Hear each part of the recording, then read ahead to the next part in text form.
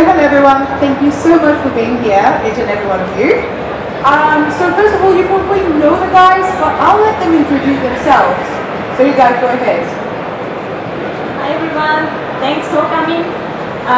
We are Narga and Aoki.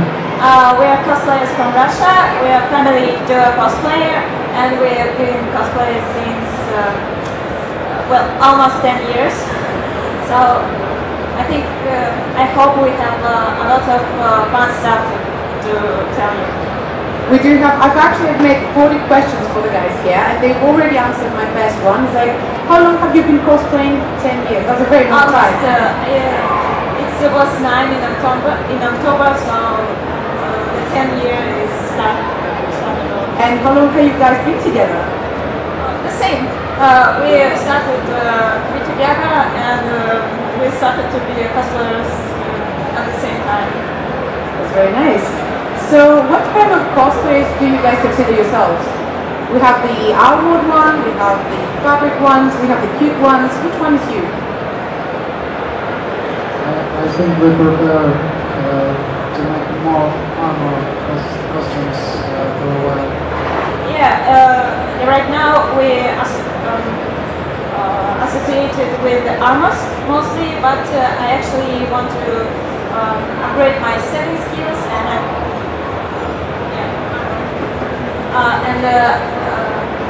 I would like to make a lot of different cosplays, not only armor. Nice.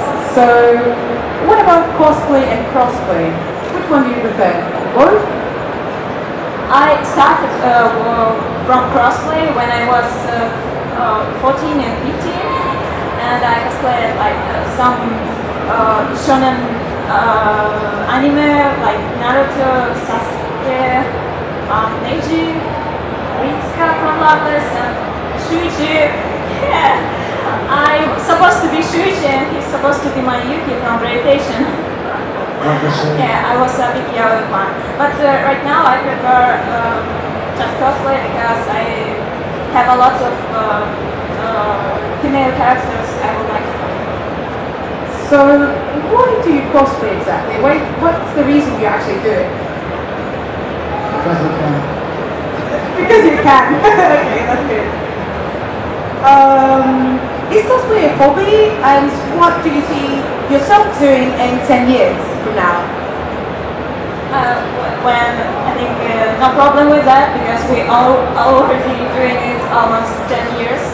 So I think another 10 years will be easy. Okay, so if someone told you they hated your cosplay, what would you do? I will say, geez guy, I hate my cosplay too. So let's be friends. And I guess you get a lot of these, what if someone told you that they loved your cosplay? I will say something, thank you so much, you're very kind because I still don't used to this kind of stuff when people told me some nice things. But you guys are amazing. I mean, you've worked with Blizzard, you are like the most famous Jaina and Athens cosplay in, I think, the whole planet, like the whole universe, probably. I guess you guys have seen that. You can ask them as well at the end. We're going to have 10 minutes, so you can ask all the questions you want. And if anyone has a problem, we can translate as well, so don't worry. So, homemade cosplay or commissioned ones? We prefer to do cosplay by ourselves, and when we charge in cosplay competition, we always prefer self-made costumes. But in Russia, there's a lot of commissioned cosplayers in a competition too. So we have a lot of discussion about that in our country because the many Western communities prefer to be self-made, especially in a competition. But we just like to the process of cosplay making even more than being a full costume. Yeah, it's very enjoying, and I think you lose so much fun and so much learning new skills when you just commission it. You can be bad at the starting, but if you keep doing it. Get better by time. Yeah. But it's not bad if someone buys a cosplay. Well, it's not bad, but it's bad when you. In Russia, there's a lot of people that buying costumes, and they think like nobody cares about that, and I'm better than you self-made costume because you made a crap, and I bought from professional seamstress, and it's not nice to be that guy. I understand. So you guys, I think you work together, but do you like to work with other people as well? Like, you know, another couple, for example, and do like group stuff, group cosplay? Yeah, we really would like to, but there's hard to cross with plans, especially with even with our closer friends. So we cosplaying with others not so often as we want to. Well, But it's we the would like distance to. as well. I mean, Russia's a very big place, so you might have like a distance. You might have friends abroad since you've been to the Americas. So yeah. So what's your favorite cosplay, like of all times? My favorite cosplay is Arthas. Just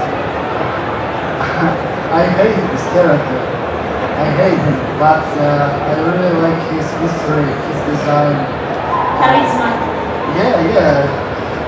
He's an asshole, but he's very good. He's a good asshole. Yeah. And he has a Yeah. beautiful girlfriend as well. And if you've been working, if we work your Athens cosplay again, you've been doing your cosplay, you've done it like a few years back, didn't you? An older version. 1.5, but he always upgraded his costume. Exactly, he made it like better and better, and you can see this in the pictures as well. It's way much better painted, and it fits you perfectly. Why do you like reworking your stuff? Why do you make your costume better? That's just because I can't look on my old photos of this costume. So I look at this photos and I think about I can make this better. Yeah, because our skills are growing, and we can see how to make it better. And actually, many events ask us to bring Jaina and others, and we should show it in our current cosplay level. We should upgrade it. And back to the question, my favorite cosplay is Grande because it's my most favorite female character from World War. And you look amazing in it too. So what's the most expensive one? Because of this, Yeah, sure. A lot of upgrading and remaking And mind if I ask, how much did it cost? Like, we drop the counting when it goes up to the $500, I think so. Well, we didn't count it. but 500 is not that big of an amount for a It's costume. not big here, but in Russia we have, Russian ruble is way lower than dollar, and our euros and dollars are very expensive for us. So in Russia it's a lot of money. Well, we have economic crisis. Yeah, and come to Russia, it's a lot of cheap stuff. And what's your cheapest costume? The one that costs the least? I think my first one is from trash. Okay, we've all done that. So your favorite cosplay project was probably Jaina and Athens, the new one. Well, a couple of projects, yes. Oh, the next one you're gonna like probably. If you could cosplay anywhere in the world, where would you like it to be? I would like to live somewhere in California just to go to BlizzCon. Because it's my dream connection. But I actually like to cosplay in Russia because we have a lot of talented photographers and a lot of work that depends on photographer. Because it's final image of your work. and we have a lot of good people. So I'm still enjoying, but I didn't know the cosplay field inside each country, so I think it's hard to choose. So what was your best convention ever? The first con you've been? I think it was some local convention in our city. It was a small one, but it had... Very small. Yeah, in years of Animatsuri, and in 2007, right? Or 6? 2006. But we was like visitors, like, and it was amazing experience, and to see cosplayers, and now I see that it was not so good cosplay, but I was very impressed and very inspired. I mean, but you liked it and you do remember the good memories from that time. Yeah. So, what was your last convention before AthensCon?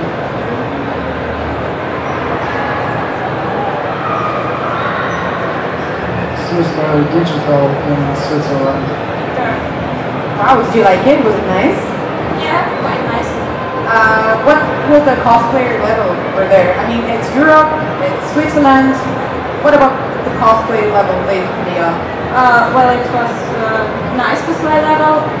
Well, it was very easy to judge because we also have good guys in our judging.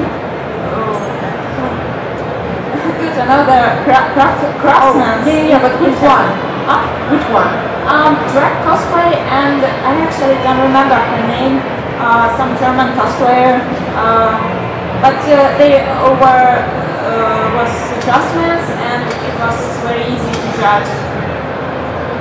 So after AthensCon, what's your next stop? What's your next convention? Next weekend we also have a local convention in our city, Ava Expo, and we will be cosplay judge. Is it easy to travel that much? I mean, you guys are probably on the move the whole time. No.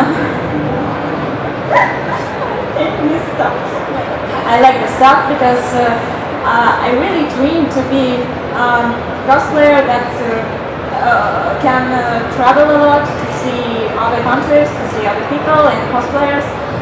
But this year it happens so much often, and I'm a bit tired of it, but I feel very happy about it. That it was just because it was fun. And we had this is the sixth one travel this year in another country. So do you make friends? Do you meet other cosplayers? Yeah, it's the best, one of the best things in cosplay. Meet other people from other countries, and you can see how many same things you have with people that live so far. And it's like, yeah, you're always fangirl and you're like, oh, your costume is amazing, oh, and then you hug and stuff. Not only about that, but this too. So let's talk about a little bit of crafting, shall we? Okay, so what materials do you guys use very frequently in your costumes? Like Wobbler, Wonderflex, PVC? What do you like the most? I actually don't have one favorite material because I prefer to use them together in combo. Because somewhere better EVA foam, somewhere better thermoplastic, Wobbler in Europe, in Russia it's Bubble Star, it's another. Can we talk about a little bit of Bubble Star? Because here in Greece we don't know that material. Well, it was invited I think 1 year ago. Not invited, but it's like, yeah, it's like a little bit I forgot the word. Well, it started to sell just 1 year ago from some local guys, and so it's Russian based. They make it in Russia. Yeah, I think so. Is it cheap? Well, it's cheap for us because of exchange rates. But they started to Produce it? produce this also for Europe, and I think soon they will have Europe workshop. Like a shop in Europe? Yeah, sure. Okay, so can you tell me the dimensions of it? How much it is? For example, 1 meter. Same like water, Same but, like water. but it's a bit softer, have a bit smooth surface, and it's stick to itself better, and it's good for sculpting. Is this made out of that? Yeah. So I don't know if you guys can see it, but this has amazing detail and the painting. I think can by the end of the whole thing, you guys can come and talk to you. Tomorrow I have a workshop panel we both have, and I will talk about our materials we use, and we also use the cheap materials like papier mâché, and you steel and camping mats and linoleum, and you can still do the same good thing with the cheap materials, but you just need to spend a bit more time for that. Yeah. But we do have them in Greece as well, so if you guys want to buy them, we're going to talk about it at the end. So, do you have any advice for a new cosplayer joining the scene?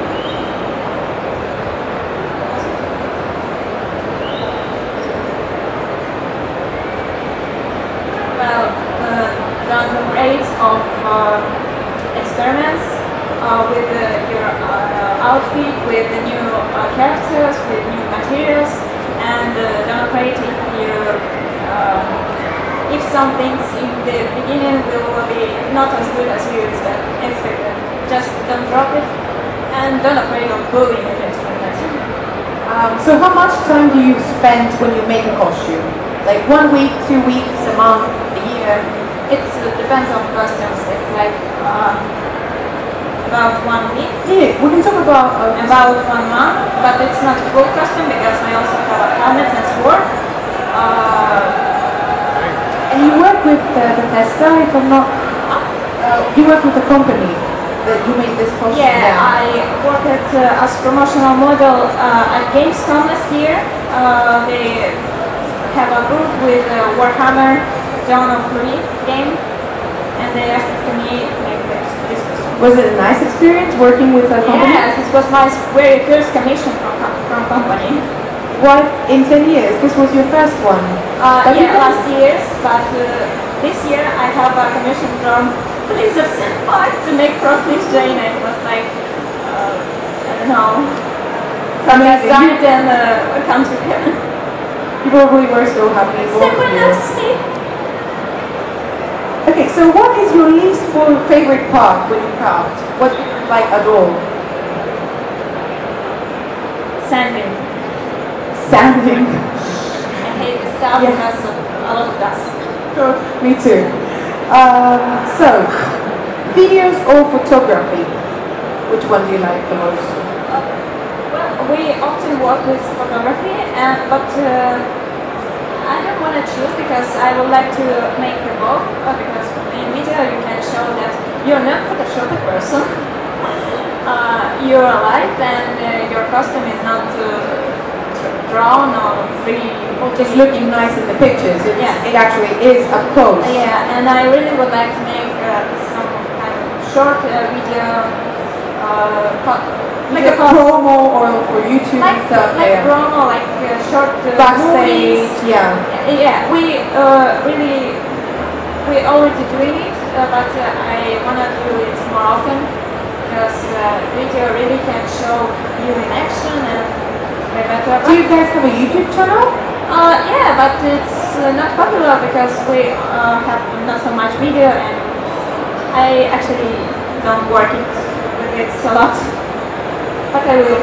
Yeah, you should work on it, and I mean, you guys, I'm sure if you post it, they're gonna follow you, like tons of people will follow you. So, Photoshop or Photoshop pictures? Like, do you like Photoshop? It depends of amount of editing and its quality, because actually all good photos in internet, in magazines, in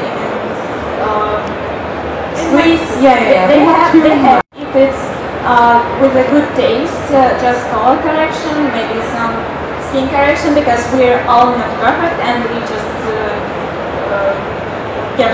just need to get over it with it. And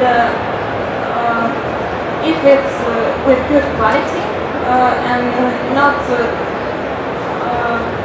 like with pixels or move, not transform the cosplayer itself too much. It's like slimming, for example. Slimming or drawing the missed parts. Yes. Well, on Photoshop images, for me, it's just like Kwon images. But still, you can find many apps that you can edit even mobile images. So it depends on the quality. Okay, and coming to the body type But question. we prefer to be more natural. And I prefer natural style photography, like some screenshot from the movie. This style became popular in Russian photography, and I really like it. But in Russia, you guys have one of the biggest photographers ever, Pukovka. She's not originally Russian. She's from Ukraine, but she I didn't know. she often traveling to Russia, and she shoot almost all Russian cosplayers. And she does a lot of Photoshop in her pictures. Well, she have some style, but her editing is still too much for me, just to my taste. And I really like to see myself a bit lower edited. So, have you done anything with her? Have you worked with her? Yes, we worked with her, and I really like the results. I shoot Trandre from Heroes of the Storm, and we have a couple of the shoot of Crassus and Ice Brother from Vlachou. And have you guys been to Photocon in Poland? No, but I heard a lot of good things about that, and we're thinking to come next year. What We're all thinking about it. the most difficult question, what exactly we should bring there, because we actually don't have so much local cosplayers. And it's really sad. I think they do have a lot of locations, like they do have castles. They have a lot of castles and a lot of green and rivers. So I think it's very nice. Yeah, so a lot of photographers from Comic-Con and So for costuming in general, there's a huge debate about what kind of body type you should cosplay. Like for example, if you're fat, you shouldn't cosplay anime girls, or if you're like very tall, you shouldn't cosplay later girls. What do you think about that? It's a very controversial thing, but I would like your thoughts. Well, I can say one thing. If you will tell some rude things to someone who doesn't fit your own preferring of body type, you will take a lot of negative from other people, and just don't tell what you think. It's kind of difficult because in Russia there are a lot of perfectionism, and they actually, even if you're slim and good looking, you can still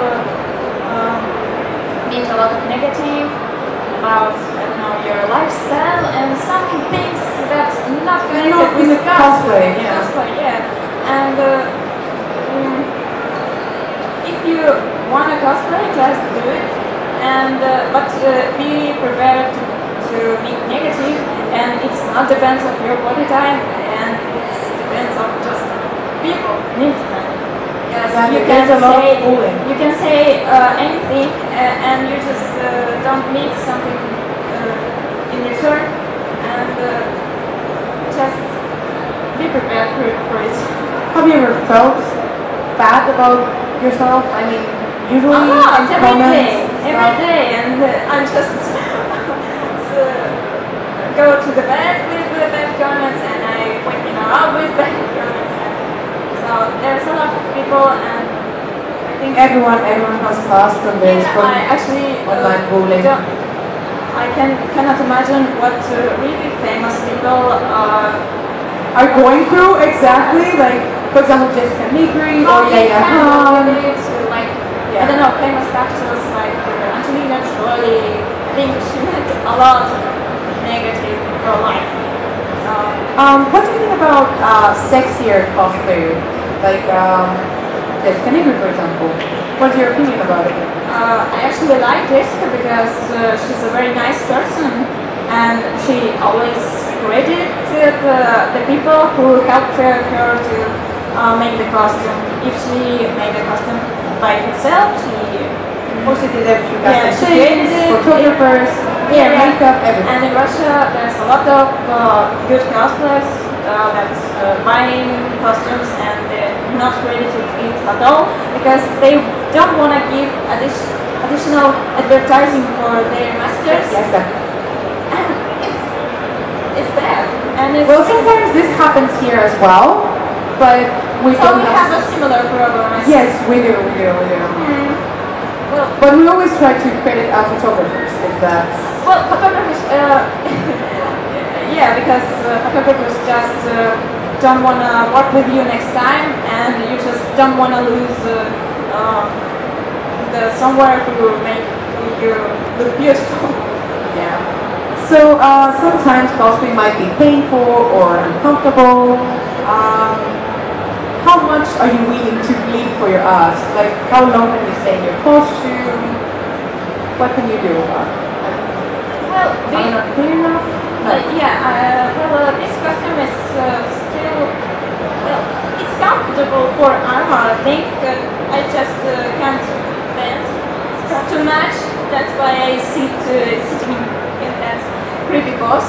And I think Aoki feels comfortable because it's all just close.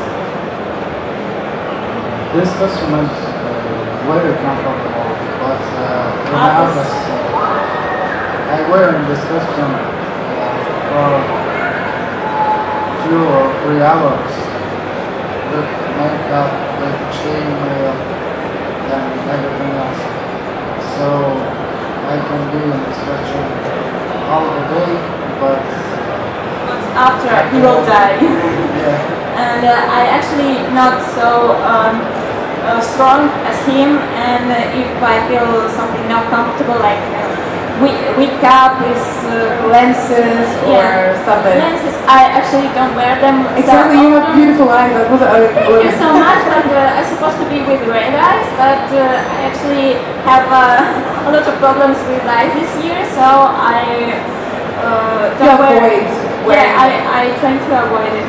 And I think in this costume I can be all day because I have comfortable shoes, but many of my costumes have uncomfortable shoes, and I have to, like, I don't know how to say, my stomach. You have to take a deep breath, and my feet hurt too when I'm singing around, so it's a bad choice. So, Depends on costume. Yeah. How far are you willing to go into character when you cosplay? Not so far. Like, you never do the role play thing. You never feel like a character. I feel like a character, but I don't like to do role play thing outside the stage because it can be uncomfortable for some people. For example, for me, it's uncomfortable when someone role playing, that character, and he can be rude with me, and I don't do this thing because of that. I don't like to make people feel uncomfortable. Oh, I had a question before about wigs. And do you commission your wigs, first of all, or do you make them yourself? No, I make them by myself, and I think it's kind of, you can see that because they are not good enough. But I mean, it's amazing. I mean, it's a lace front one. It looks very nice to you. Thank you. And I mean, do you prefer them pre-styled, like buy them in a certain shape from the internet? Because we have like Arga wigs, for example, which they do have a preset of wigs. Actually, I don't like when we already styled with the character because On the mannequin, could be, it looks nice, but it maybe don't look nice at your face. It depends on the size of your head and the shape of your face, and you still need to fix it. And I'm trying to learn it. That's why I make it by myself. So, is cosplay a hobby for you, or do you guys actually work somewhere in your everyday life? Do you have an actual job? No, I think it's more hobby than a real job. But it's more than hobby. So, do you guys work somewhere? Yeah, he's working, and I'm a freelancer, and so I'm working at home. And sometimes I do cosplay commissions, non-cosplay commissions. I'm a painter, and I draw things on the wall in a house. And I would like to make a cosplay a job, because it's wonderful when you make money with what you like. Yeah. So how do you save money for cosplay? From your actual jobs?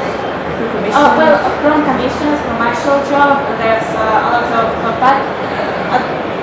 also is selling prints on the online store, and Patreon it also helps, and the commissions with the conventions and with the companies that order the costumes.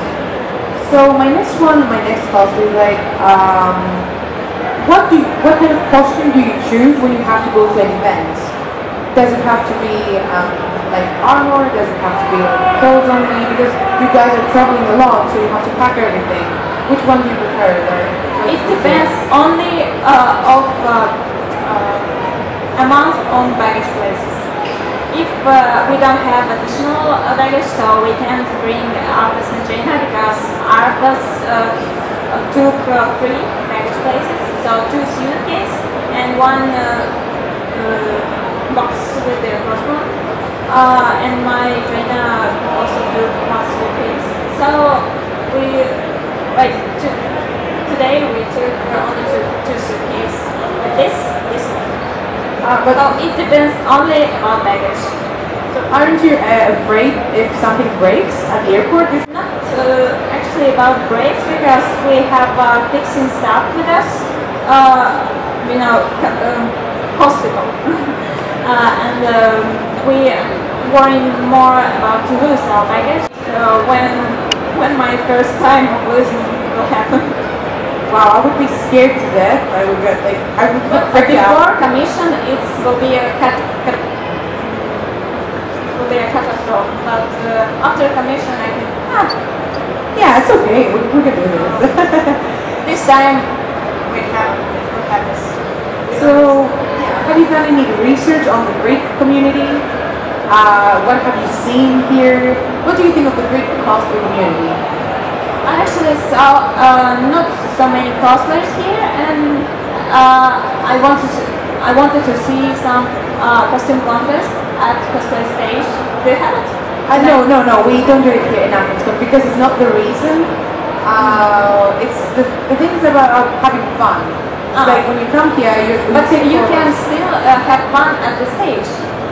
Well, it's a little bit controversial here in Greece. It's like when we do have cosplay contests, we do have a lot of hate and tears after, and it's not necessarily always fair. Usually we don't have a fair winner. Like not always, sometimes yes, but it's a little bit of a drama situation after the contest. So that's why we don't. Well, I just like the cosplay stage because I can take a lot of good photos from the stage, and I can show my cosplay to the people. And I actually didn't won any award with China, for example, and I don't care about that because Athens won. And there are a lot of people saw my costume, and it's not for me because you don't need to be depends of the price. Yeah, yeah. So, what is your favorite cosplay contest? The one that you would love to go? I would like to go to this contest. You've never been on the stage? Never, Wow. because it's too far and too expensive to And what travel. about in Gamescom in Blizzard in Germany? They do have, they do have the Blizzard contest. Yeah, but didn't Accept you? Ah. No. They didn't accept you? no, I just didn't.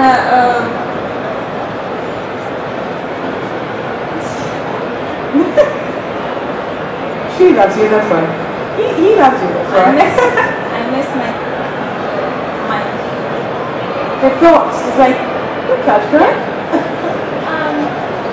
I didn't went to the cosplay competition because I was worked to the booth with another game, so I can't go to the stage. But actually, there's a lot of unexpected winners. I was there, actually. I was there during August, I was in Gamescom. So I saw... And later, Kamui Cosplay said me that there's no cosplayers in the judge, only game developers. And so that's why the winner is always random. But still, you have to get accepted there. You need to do an application online, and they need to check out your costume, your portfolio, your work in progress. And then, if you're lucky enough, they choose you to get on stage. Well, yes, but there are a lot of good people with good costumes. So Like Germany, for example. yes, and there are a lot of talented people, so I think we will be not so special compared to them. No, you would be, I'm sure of it. So, do you have any future plans? Like, what is your next move from here?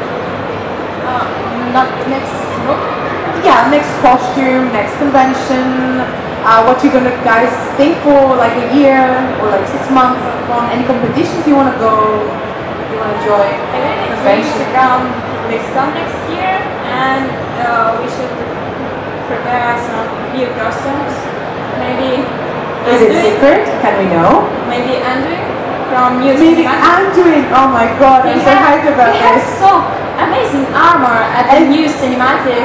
It's like when he rests Yeah. people, oh my god, I'm so hyped, people. And Sorry. I would like to be Sylvanas. I actually hate her so much, but I really like her Her design, but you seen the new Jaina design? Have you seen Yeah, the I like next her next too. one? I want everything.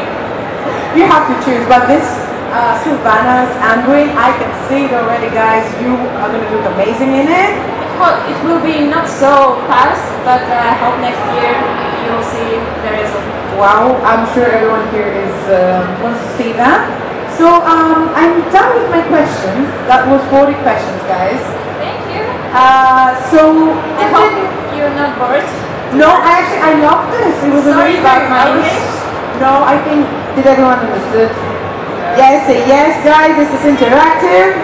Okay. Do you have any questions that you want to ask? Anyone, guys? Okay. Let me just move. I'm gonna do it. I'm doing it. We already have one. That's bad. Okay.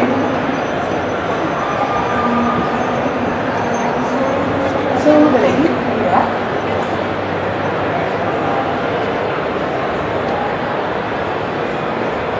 I'm sorry if my question is kind of silly, but I'm very new to the cosplay scene, so I wanted to ask, do you have any advice for any new people that want to experiment or have a strong desire to start cosplaying and putting themselves out there?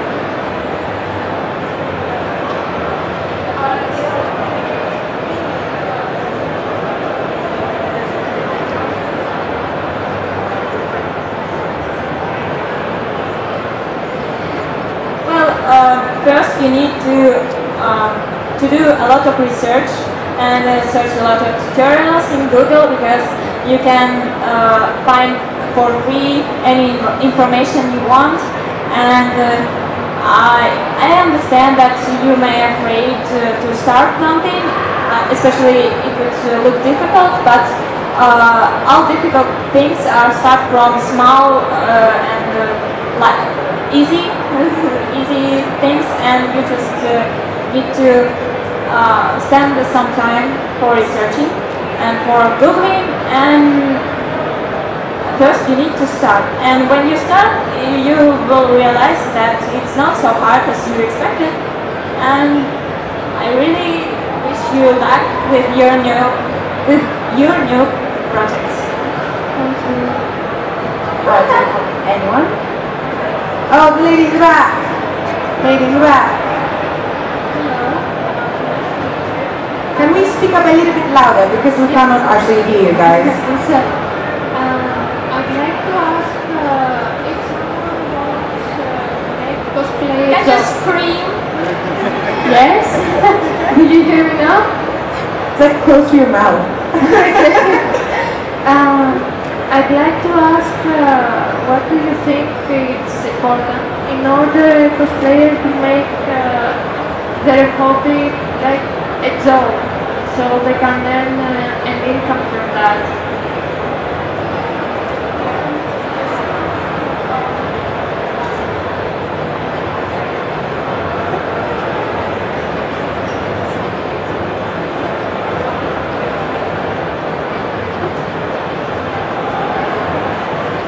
Well, it's a kind of difficult question because I don't think that it's a job for us for now, but it's more than hobby, and I hope it's a positive gradation.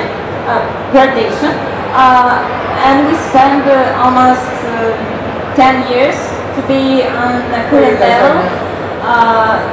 But right now you don't need so much time because there's a lot of new information, new materials to make a good costume, and you just need to promote yourself in social media, do content regular time and share with other people, maybe Facebook page, maybe Instagram. Do you have a favorite promotion site, like the Athens Cosplay or Geek Girls, or do you have a favorite one? I don't have it because I hate Facebook, but almost all world seeking Facebook, so you have to have active cosplay yeah, page. and we have a Facebook analog, wiki.com in Russian, and it's more comfortable than Facebook, and we have a page there on Facebook and Instagram, but in DeviantArt, but it's blocked in Russian. Actually, with my internet provider. Well, but I actually would like to make my own site to system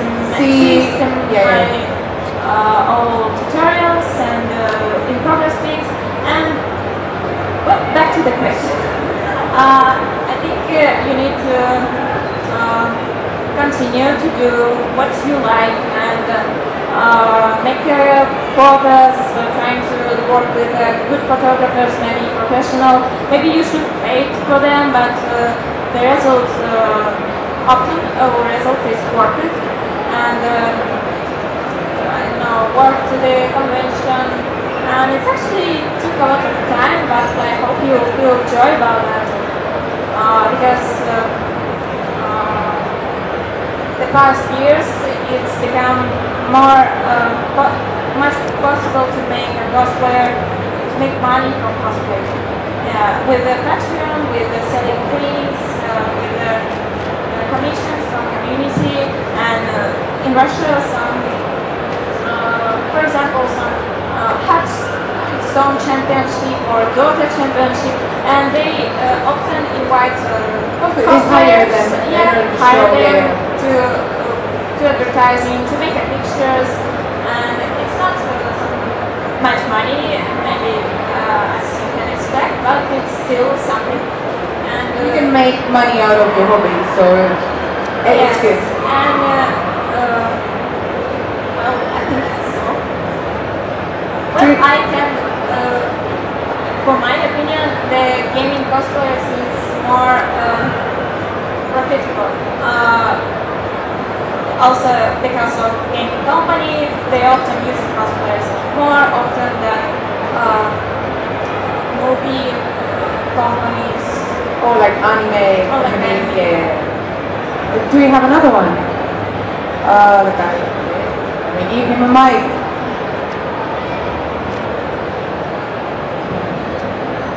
Yeah, so I personally want to say how amazing your cosplays are, and after that, are you doing normally video game cosplays or from Blizzard, from the Blizzard franchise, or are you doing also anime and cosplays from other franchises like League of Legends, Smite, or stuff like that?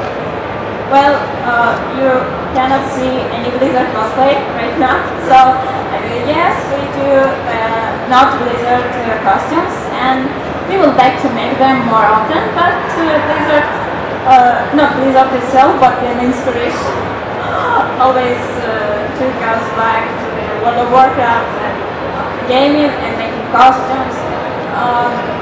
Well, we started from anime cosplay, but right now I just spend a lot of time in video games, so I find my inspiration in there. But I really would like to make more often movie cosplay or cosplay from one of my favorite games, Monster Hunter, and I really have.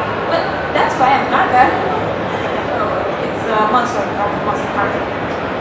Well, I hope you will see more non-Blizzard cosplay in future from us. This was the question. Yeah. It was you answered fine. Yeah. That's what he asked. And may I ask you something else? As I see the cosplay now, I believe Aoki would make a perfect Wukong. That's what I was asking. Come again? Aoki would make a perfect Monkey King, some Wukong, or Wukong, either from the League, Smite, or from the Chinese mythology or something. He wants to make a Wukong costume, like a Monkey King costume. Is that what you? Yeah. That's that. So you want advice for that? No, I was saying that Terra over there would look great as a monkey. That's what I was saying. He's telling that you are going to be an amazing monkey. You're a monkey. Okay, do us a monkey impression. Thanks. I guess. Do you guys? Next one. Okay. Lovely Jennifer, can we pass the microphone, please? Thank you. Daniel. Hey, so me and my boyfriend came all the way from Romania to see you, so I'm gladly honored to ask you a question. In my community in Romania, we have a problem with cosplay drama, meaning that people are extremely elitist, yes. I don't really understand why, but what would you advise people like from our level, the media level, not too high, not too low? What would you advise us to see, or I'm sorry, my English is pretty bad. But I want to video.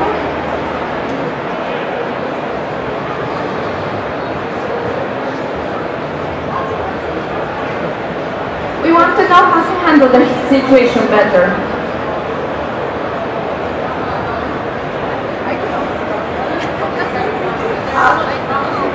Can we, what kind of drama? For example, I have a friend who is a beginner in cosplay, and people are bullying her because she doesn't have the body type. Well, actually, in any country there's dramas, but we visited a lot of countries, and I can say that people are mostly the same in all the world, but the Western community, for example, USA, it can be nice just from when you're looking at them, but inside they have an anonymous website with to bullying the cosplay. First of all, you need to be prepared when you do anything. Cosplay, painting, drawing, music in it, and you show it on the internet. Some people don't like not exact what you do, but you and your existence, and they will piss off just because you're reading. And you need to be strong and need to be prepared for that. actually all cosplayers who had a lot of experience, and you know, the cosplay veterans, they actually never will say anything bad to you, because if another cosplayer say anything bad to you, that it means that he just maybe jealous, maybe just don't have enough experience how to be in your place, and maybe he has just teenage mind, because when you get older, you become more calm, and maybe in time there are people that are saying back to you, they will be shaming about what they said before, and if you really like the cosplay, you should do it. You should continue to do what you like, but actually you can't do anything with bullying on the internet. Maybe you can ban the bad comments, but you will meet it again in time.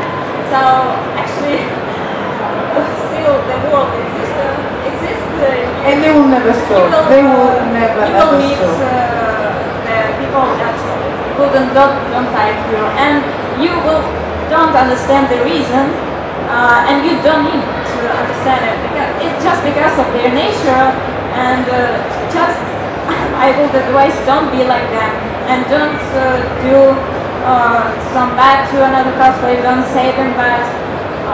Well, if you have some strong bad hurt, you can share it with your very close friends, with your boyfriend, and you will feel yourself more calm. But don't say to the cosplayer some bad thing, because you can be on her place too.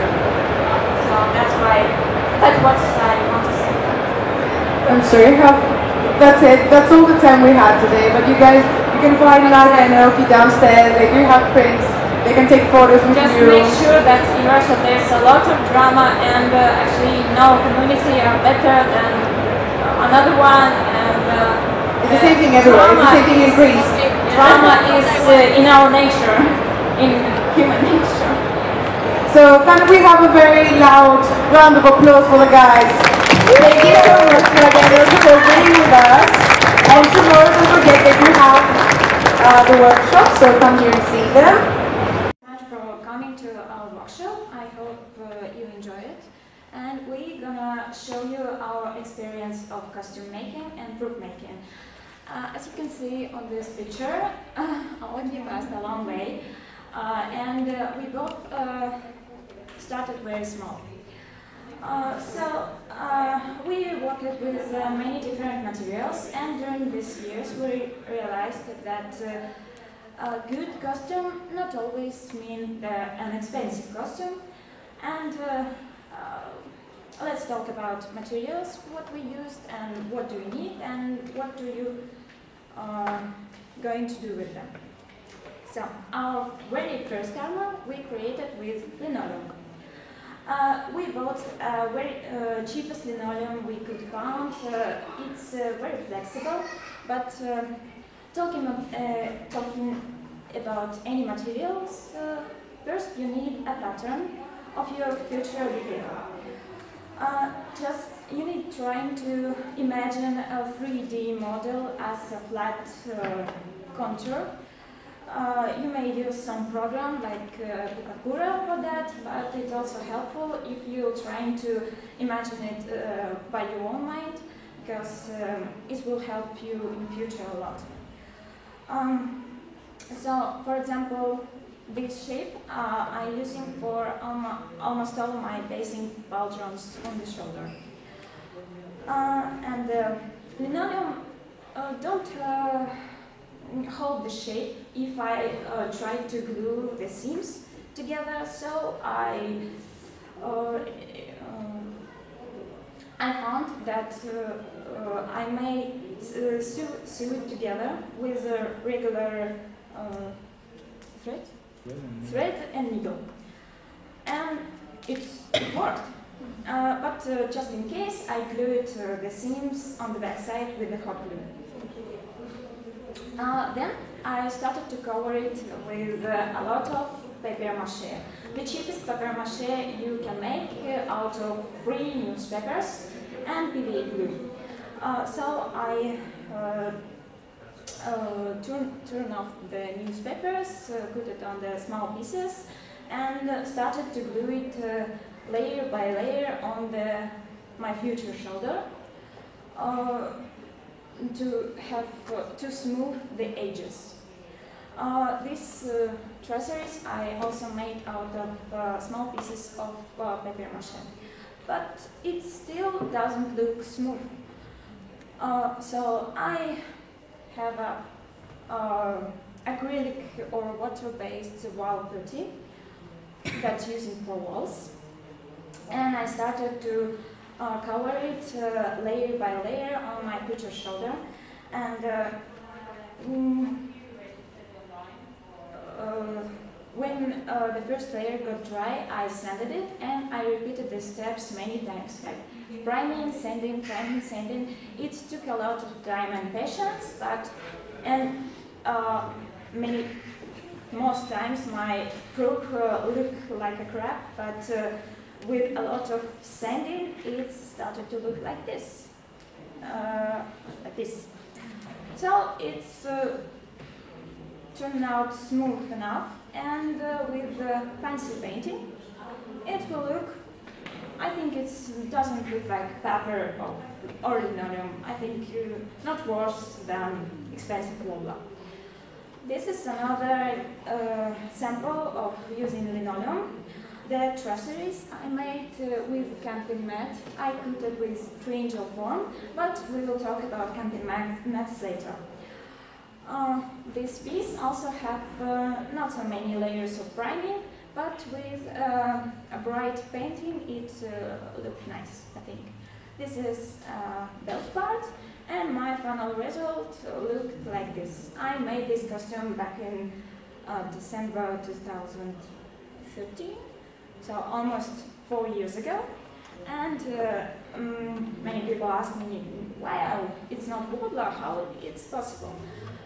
Unfortunately, no, it's not wobbler, because we in Russia didn't have any thermoplastic until 2016, I think. So I didn't have I had no alternate, and I wished to try another armor, and I used a camping mat, or yoga mats, or touristic mats. It's way worse than EVA foam, but as I said before, I had no alternate. So I tried to work with it. As I said before, I need a pattern, and this is a curious pattern of my future breastplate. I glued the seams together with the hot glue, and actually EVA foam worked the same way, but I need to smooth the edges a lot, and it's a full tutorial of my Sylvanus breastplate.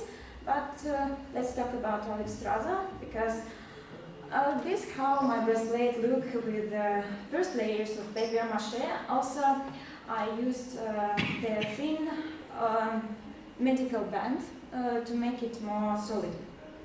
I'll also glue it with the small pieces to PVA. The formula was the same. I need to smooth it enough, and with the paint job, it turned out nice. Not so nice in the process, so you see the linoleum, prime it, and with the paint job, it looked nice. So I'm showing you the photos from the stage without hard editing, so they're not hard Photoshop, just color correction and contrast.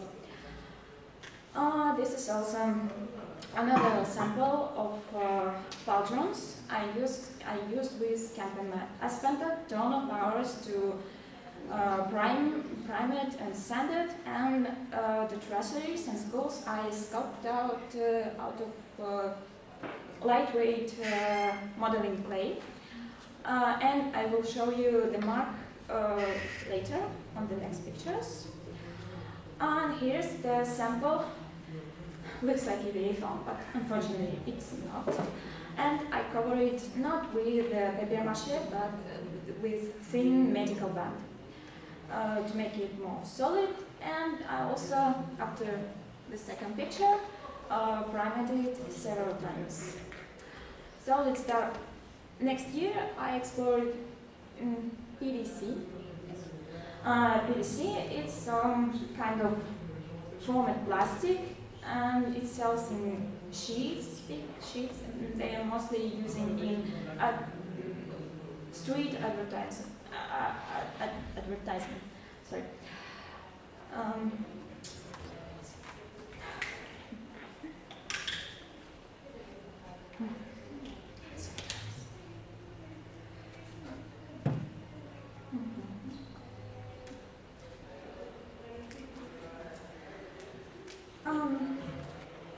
Hey, next picture, please. Oh.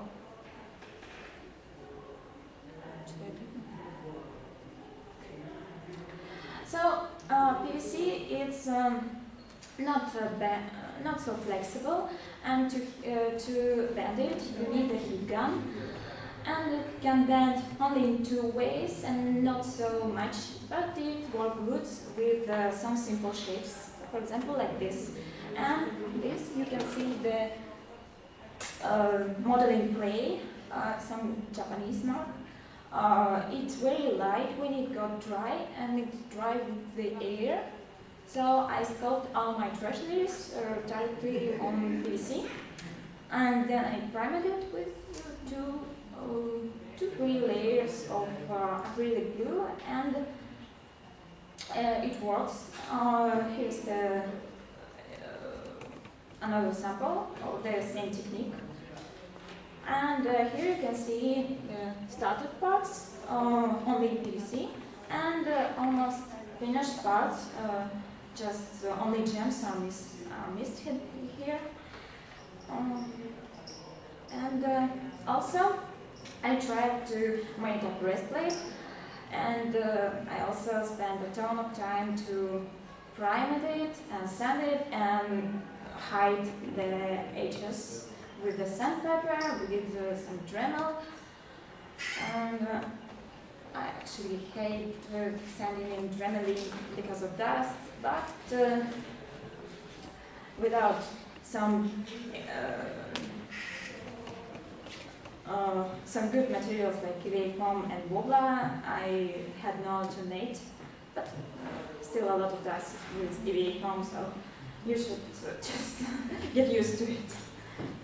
And here's the combos of all techniques I mentioned before. In the bottom there's a PVC with sculpted traceries, and the top is the breastplate out of camping mats and papier-mâché. And the shoulders are also from papier-mâché too. I think it's look nice. And here's the result of my white armor. And another sample of using PVC also works good with simple shapes. This is the Aoki's work of pyramid head from Silent Hill. Game, not film, not movie. It's just 4 triangles glued together, and with the added texture out of acrylic glue and acrylic paste for more horror look. Another way to use PVC, for example, my strips from the pants for Sylvanas Windrunner from World of Warcraft. I could 5 similar pieces, but each piece was a bit longer than another. Then I bent them with a heat gun and glued together, and the shorter part was on the first layer, and the longest part was on the last layer. Then I put the shape with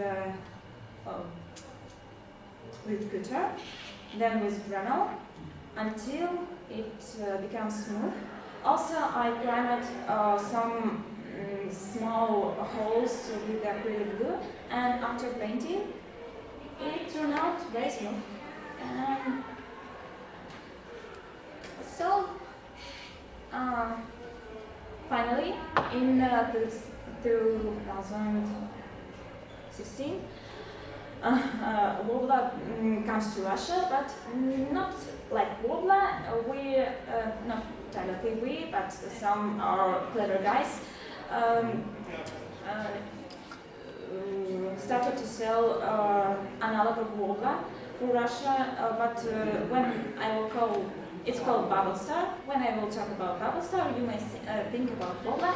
So it's directly almost all thermoplastic in the world. There are actually more than one Wobbler itself. There are a lot of thermoplastics in the world, and they also works with the same way and same technique, like coloring, and you definitely need to have a heat gun to work with it. This is a fibra, for example, and for example of random heat gun. And let's talk about a famous scheme to make an armor. It's a sandwich of 2 layers of thermoplastic and thin craft foam. Actually, craft foam is just a soft EVA foam with a 1 millimeter thickness, but it also have selling with the name craft foam. Actually, I don't know why you need to sandwich it in Wobbler, because Wobbler is solid enough alone. But for Bubble Star, I need to use it because Bubble Star is smoother, a bit smoother than Wobbler and softer, so it can be stretched a bit more than I want to. So this technique helps me to avoid it.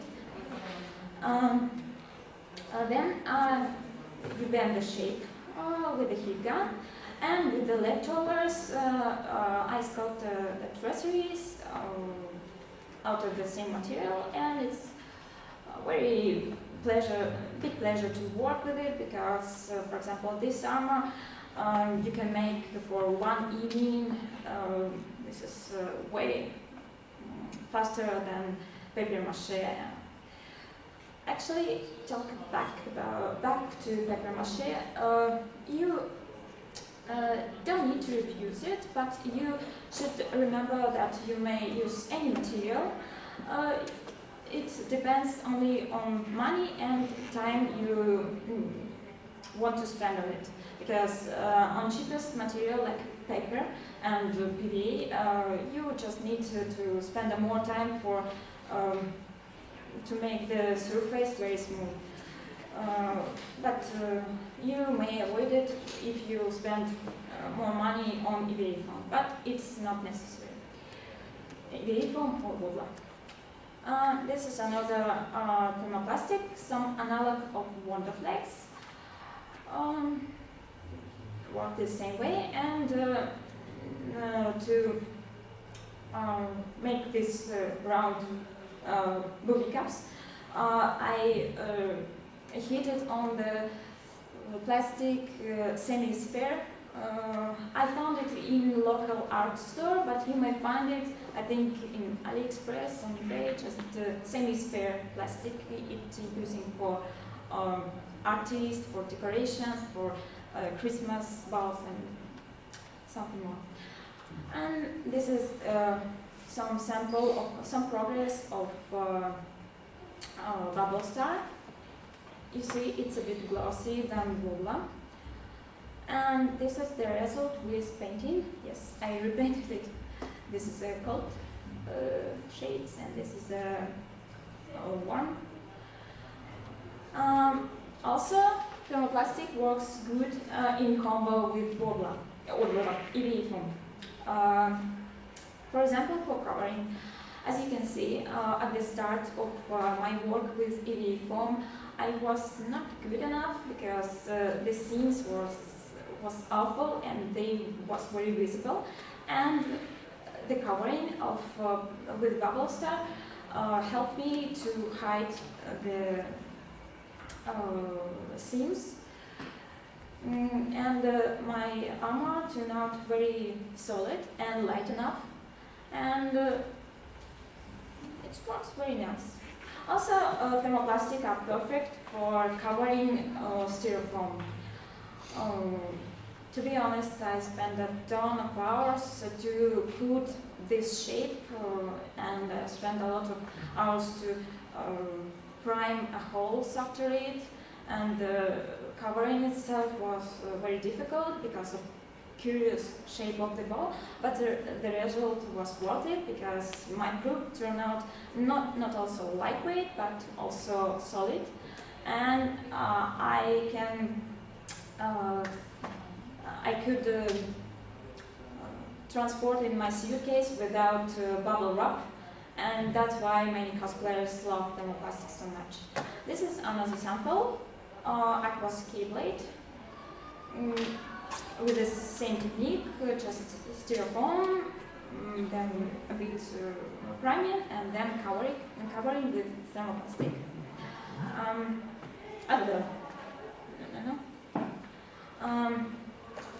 This is also EVA foam. This is Aoki's armor. For example, big shoulder of Arthur's armor, and just spend a ton of time to cook the EVA foam, then covering, and then it becomes very solid. That's why we often using this technique. This is also EVA foam covered with bubble star. Also, thermoplastic can be used alone for sculpting, but Wobbler is not so soft for sculpting. Bubble Star is a bit better, but I heard that in Europe you have fibra, and it's also very smooth and maybe not so hard and good to make an armor, but very good for sculpting. But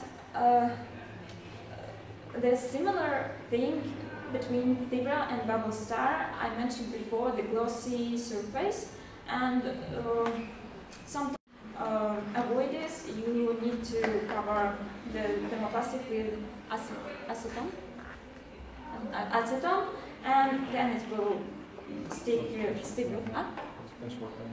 or also special primer, but I think acetone is cheaper. For example, this is just thermoplastic alone. I sculpted on the flat camping mat. Oh my god! But you may use EVA foam. I sculpted it on the camping mat. Then I bent it with the heat gun. Then I put it on the cold water to hold it down. And then fancy armor. Then I got some fancy armor. But I also spent some time to smooth it somewhere to sand in, and I put on it a lot of layers of filling primers, and it turned out like this. This is some groups. This is also styrofoam inside and bubble star outside, thermoplastic. Skull is molded, but we'll talk about it later. So, EVA foam. I think EVA foam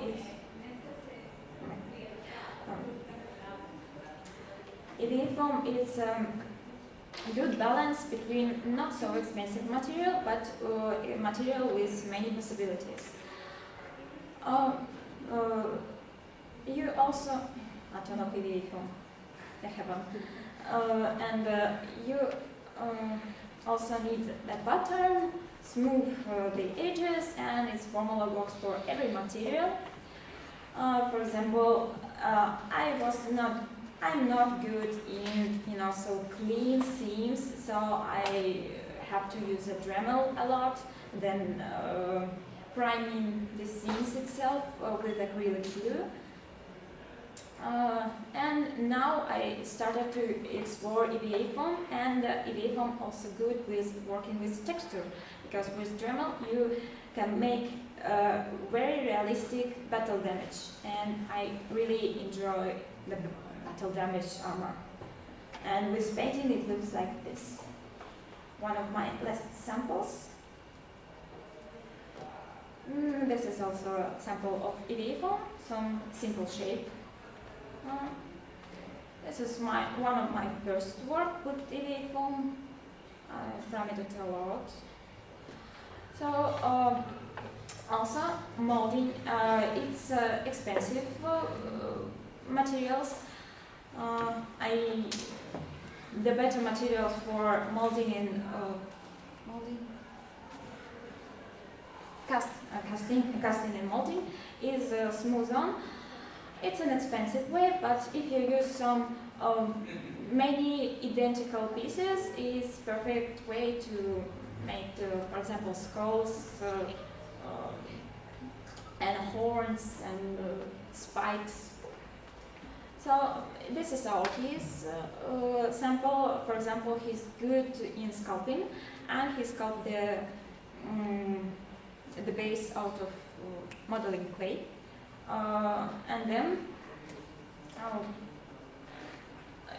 we casted it and molded.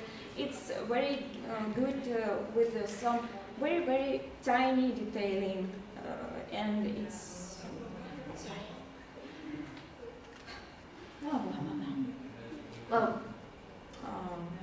sorry, my text just over, so I'm trying to improvise. This is most expensive technique we ever used, but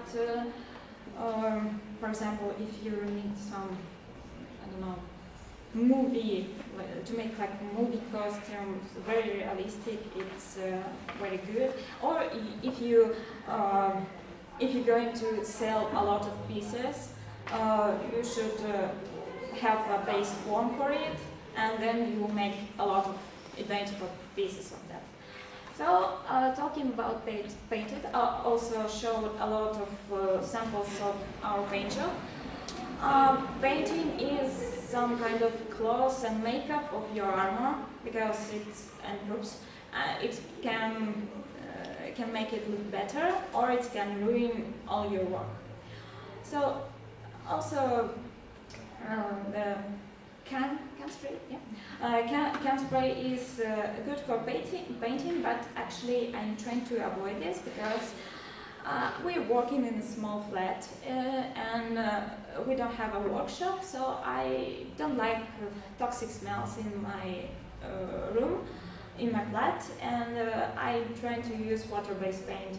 But spray can is good for basic color, for example, for priming. And I think the most easy technique for painting is a dry brush.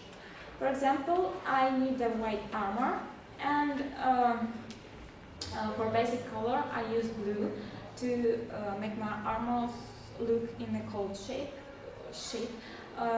If you want to make it warm, so you should use some light brown color, maybe gold or dark brown.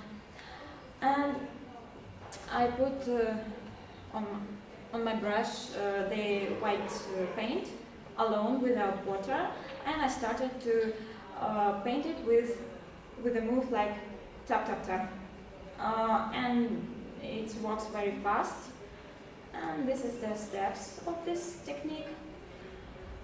This is also actually surface not always should be very smooth, because the dry brush works good with texture. So when I learned how to make surface as smooth as possible, I tried to make it not smooth, to make some kind of metal texture, hammered effect, and with the same way, like tap tap tap, I primed it with some acrylic color. With these movements, and when it got dry, some texture turned out, and with dry brush it works very well. Also, you can use not only dry brush, but some technique that mostly used in miniatures, I think. For example, the basic color was gold spray paint. And with wet paint, I painted it as fast as possible. Then I clean it with the paper, and the color stay in the holes, and that's why the texture start to work, and it turned out like old gold, some rusted effect. And this is the armor I'm wearing right now, not the full, with some bone structure, right bone, to be correct.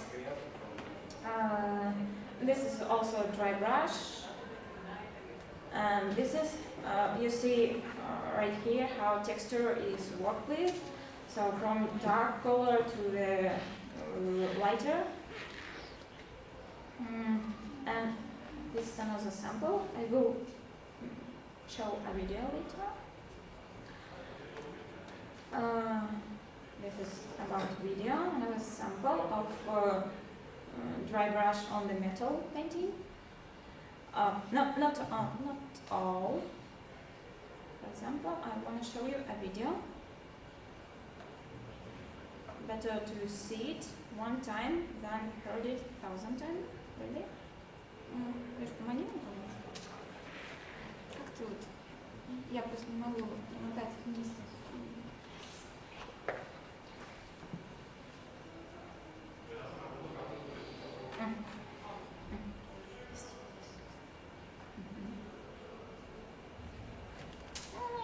Как это зовут? Ой, что такое?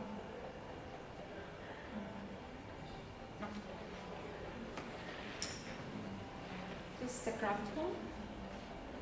This is thermoplastic.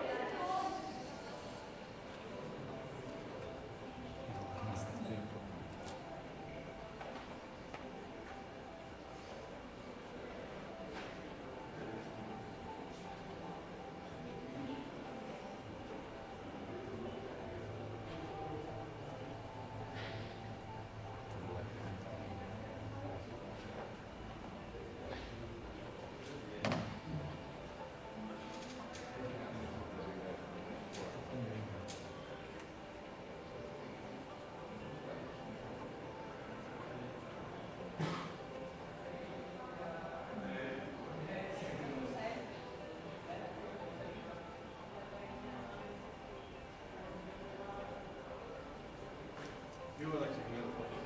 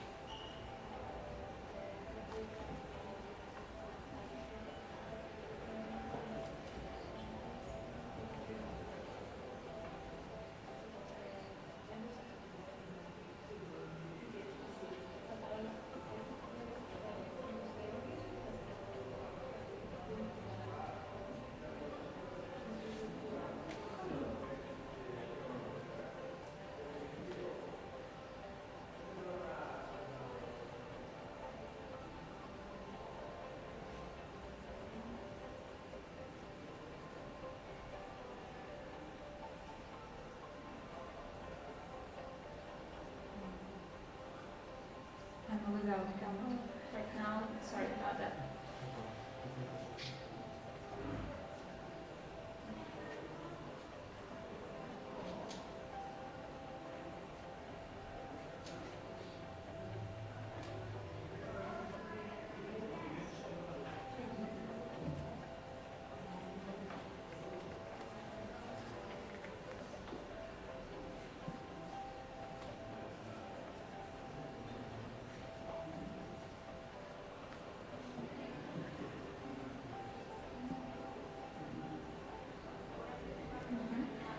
So for this armor, I've spent almost 1 month because it was the first full armor I ever made.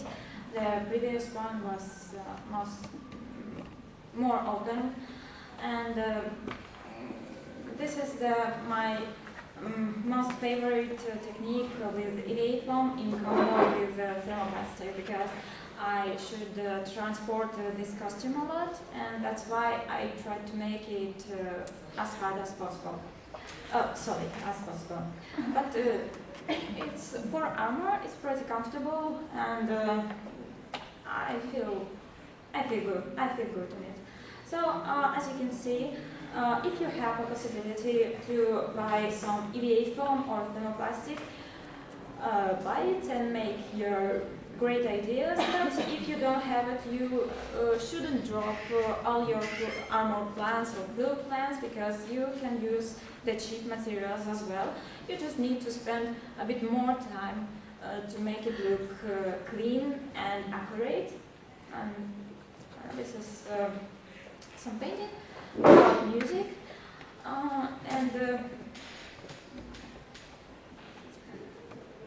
for example, I think you may ask some questions if you have it.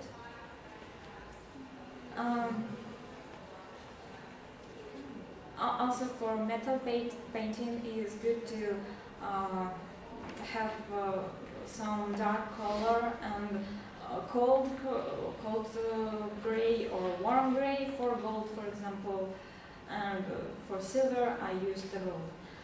And this I also used some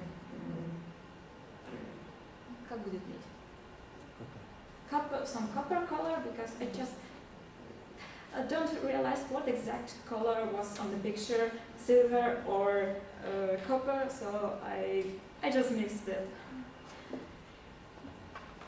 Also, copper will make your armor looks a bit more natural, and also dry brush too. It's adding some old metal effect, hammered effect, and some like weathering.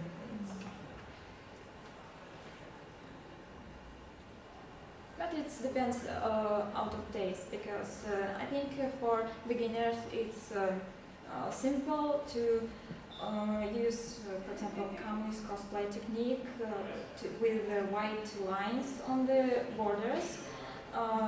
It's very easy to make your proof looks the cartoon, more cartoonish, but I prefer last 2 years, I prefer a more natural way. And this was the nail brush, but actually I don't like it because I think it will make your proof looks like some plastic, and that's why I'm still using dry brush after it. So, it's not almost finished. But airbrush is good if you need to make it fast and in many times. So airbrush is good if you work as a proof maker and you have a workshop and you need to do a lot of armors, and it will make you paint a bit more faster than tap technique. So do you have some questions? I will gladly answer if you have. I don't know, maybe you should.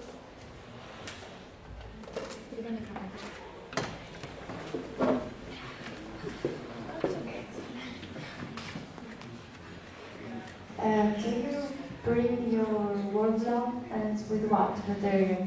Clean? Prime Oh. before you paint it. I mostly use acrylic glue or putty. I actually don't know what marks are you using in Greece, because it depends of country. But for example, in Russia, it's some not expensive glue. It's not expensive here too. Yeah, I also use the same glue to smooth the edges on EVA foam and smooth the seams. Actually, I also used it to prime my papier-mâché, so I think it's one of the only marks I still using all these years. So. May I ask something else? Yes, yes. Putty doesn't break easily. Yes, it's more breakable than acrylic glue, but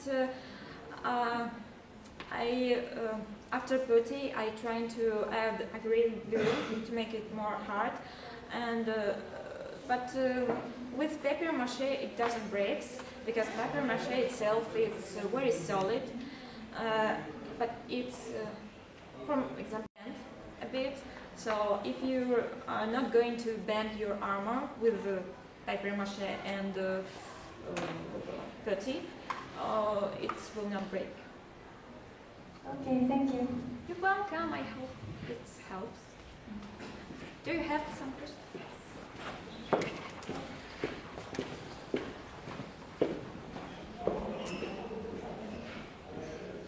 I wanted to ask, I wanted to make an armor piece for the other part, but I didn't know with what material to use to harden it, so I used the wood glue, but then it became so tight that I couldn't take it out. Is it possible to if I water it down, will it work again, or I should not use it again? You're talking that wood glue, it's not called the bending. Yeah, it was four flat pieces. It was the front, back, and the shoulders. And I wanted it to be hard enough for me to carry it to the convention. But then when I put it on, it was so hard that I had to break it actually to get out. It wasn't flexible enough. So if I watered down the wood glue, would it work again? Yes. Some senior cosplay from Germany hint me some technique. She mixed the wood glue with acrylic medium, and it really becomes more flexible. I also use it to prime EVA foam. Yes, it's a good question about priming, because mostly for example, for EVA foam, many cosplayers using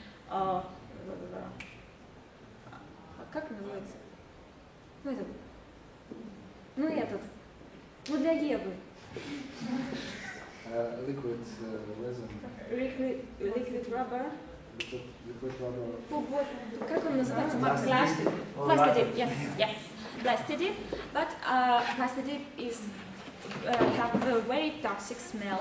And as I said before, I hate this because even this rubber using for cars, so it have very strong smell, much stronger than usual spray cans. So I'm not using plastidip. I'm using the several layers of wood glue, mix it with acrylic medium, and after I just prime it with some flat primer from Restylane. It's not smell so hard. I use my balcony for it, and it works on EVA foam, works good, and I think it's maybe not so fast as plastidip, but it will hide your pores on the EVA foam a bit, and it will strong enough to handle the bending. With bending, it works good. Yes, and I'll have to sand it again. I have to sand it primates and with primates, and I have to do it as I actually do it. Yes. I'm not use it for EVA form because it's already smooth enough. If you will priming and sanding actually works for details, you are not going to bend a lot, and it's turn out the detail hard. So usually don't bend it. Better don't bend it. But if you're going to use some bending detail, I'd recommend you a mix of glue and acrylic medium. Okay, thank you. Hope it helps. You're welcome. Do you have another question, maybe? So, thank you so much. I hope it will be informative for you. No? Have? Yes?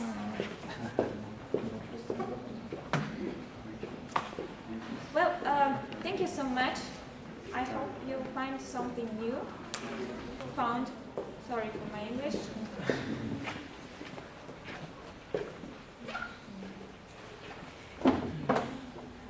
Можно заберут? Actually, may I ask something? Okay, so I stop your upload. Thank you. It's about the parts. After you make them, how do you connect them with your whole suit so that they won't fall when you're moving, especially the boots in the upper part? Good question. I'm mostly using Velcro. But in time it becomes a bit more worn. It wore a bit when I wearing my costume very often. On thermoplastic, for example, I glue it on thermoplastic itself, but I just heat it very much, and I just put it on. You may also use belts, for example. Like in medieval armor, they're using belts mostly. Like, for example, like this. This armor are mostly on the back velcros. For example, this is my belt part and my belly. Подними меня. Нет, подними меня.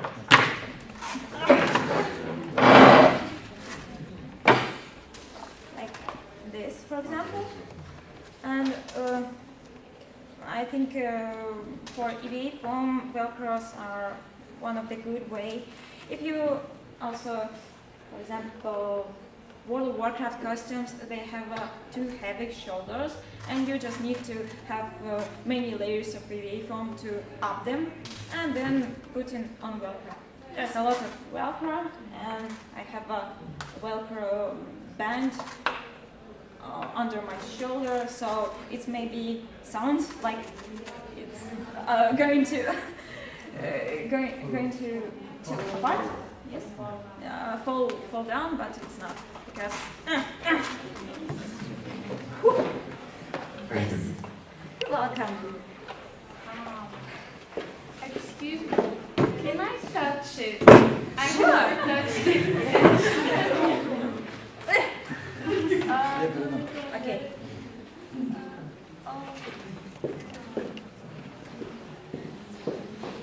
Oh wow. Can I ask something else? Sure. About the boots, I've seen from another costume, Kwon cosplay, that she actually used magnets for the armor she used on her calf. She used magnets to put it on. Are magnets good enough when you're walking a lot? Because they will like move around a lot. Yes, it can move, and actually our experience with magnets was not so successful as canoes. So I think if I will use magnets, I will also use a Velcro as well, in combo. Because better to make many attaching work than less. So I think so. because your steps are moving more often than all your other bodies, like hands, and you always should walk, and on the legs you should put most attention on the legs, and I think on the shoulders to up your arms. So, yes.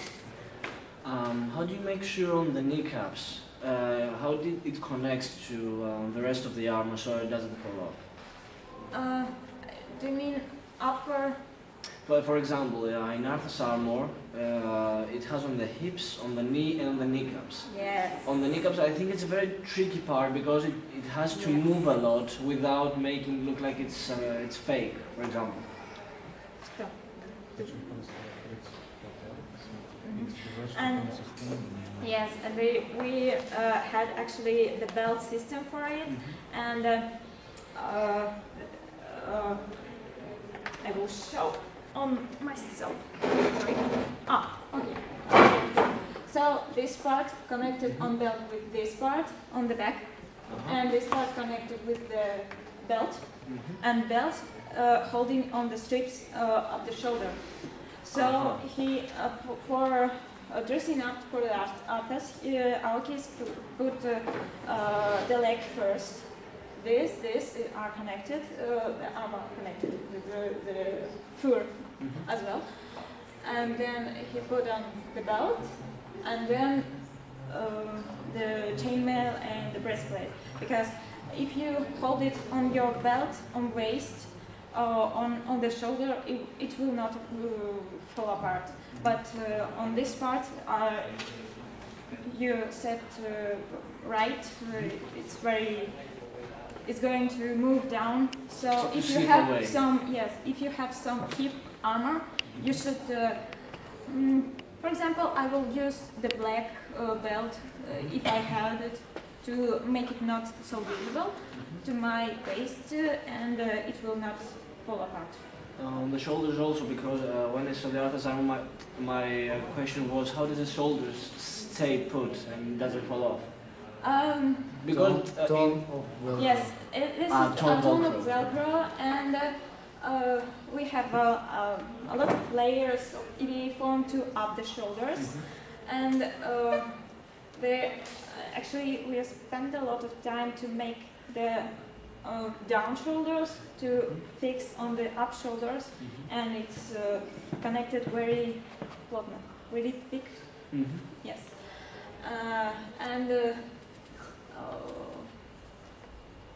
artists have actually two pairs of shoulders, bottom and upper, and bottom parts are connected to breastplate, because actually on the first showcase of artists we have a very shame experience when the shoulders torn apart with the fell down with the cloth. Yeah. And then he turned back, and all the swells becomes visible, but we still won some prize. Oh, well. Because there was semi-final, and what the final he will not turn apart, and after it we connect the bottom shoulder to the breastplate. Yes. So I hope it helps here. Maybe another question? Or yes? Last one from me. Yes. On your waist, on the pieces you have on your waist, is it on fabric or is it with Velcro connected? Yeah. The On pieces this? you have on your waist, yes. This is fabric? Actually, this is the 3mm EVA foam. Oh, it's foam, okay. Yes, but on this part, it started to fell apart, so we use the tape. Yes, because I wore this armor many times, and I actually didn't expect that it will break. But actually, all thermoplastic parts are not break now. And also, thermoplastic is good when it's maybe breaks, you can hit it again with not only heat gun but with the lighter. Lighter, yes? Yeah. With the lighter and fix it. That's why I love it. So I hope you enjoy it, and I hope you find out some useful for you, and I wish you best of luck with your future projects if you're interested with group makes, and enjoy AthensCon, and thank you so much for coming. It means a lot for me. Thank you.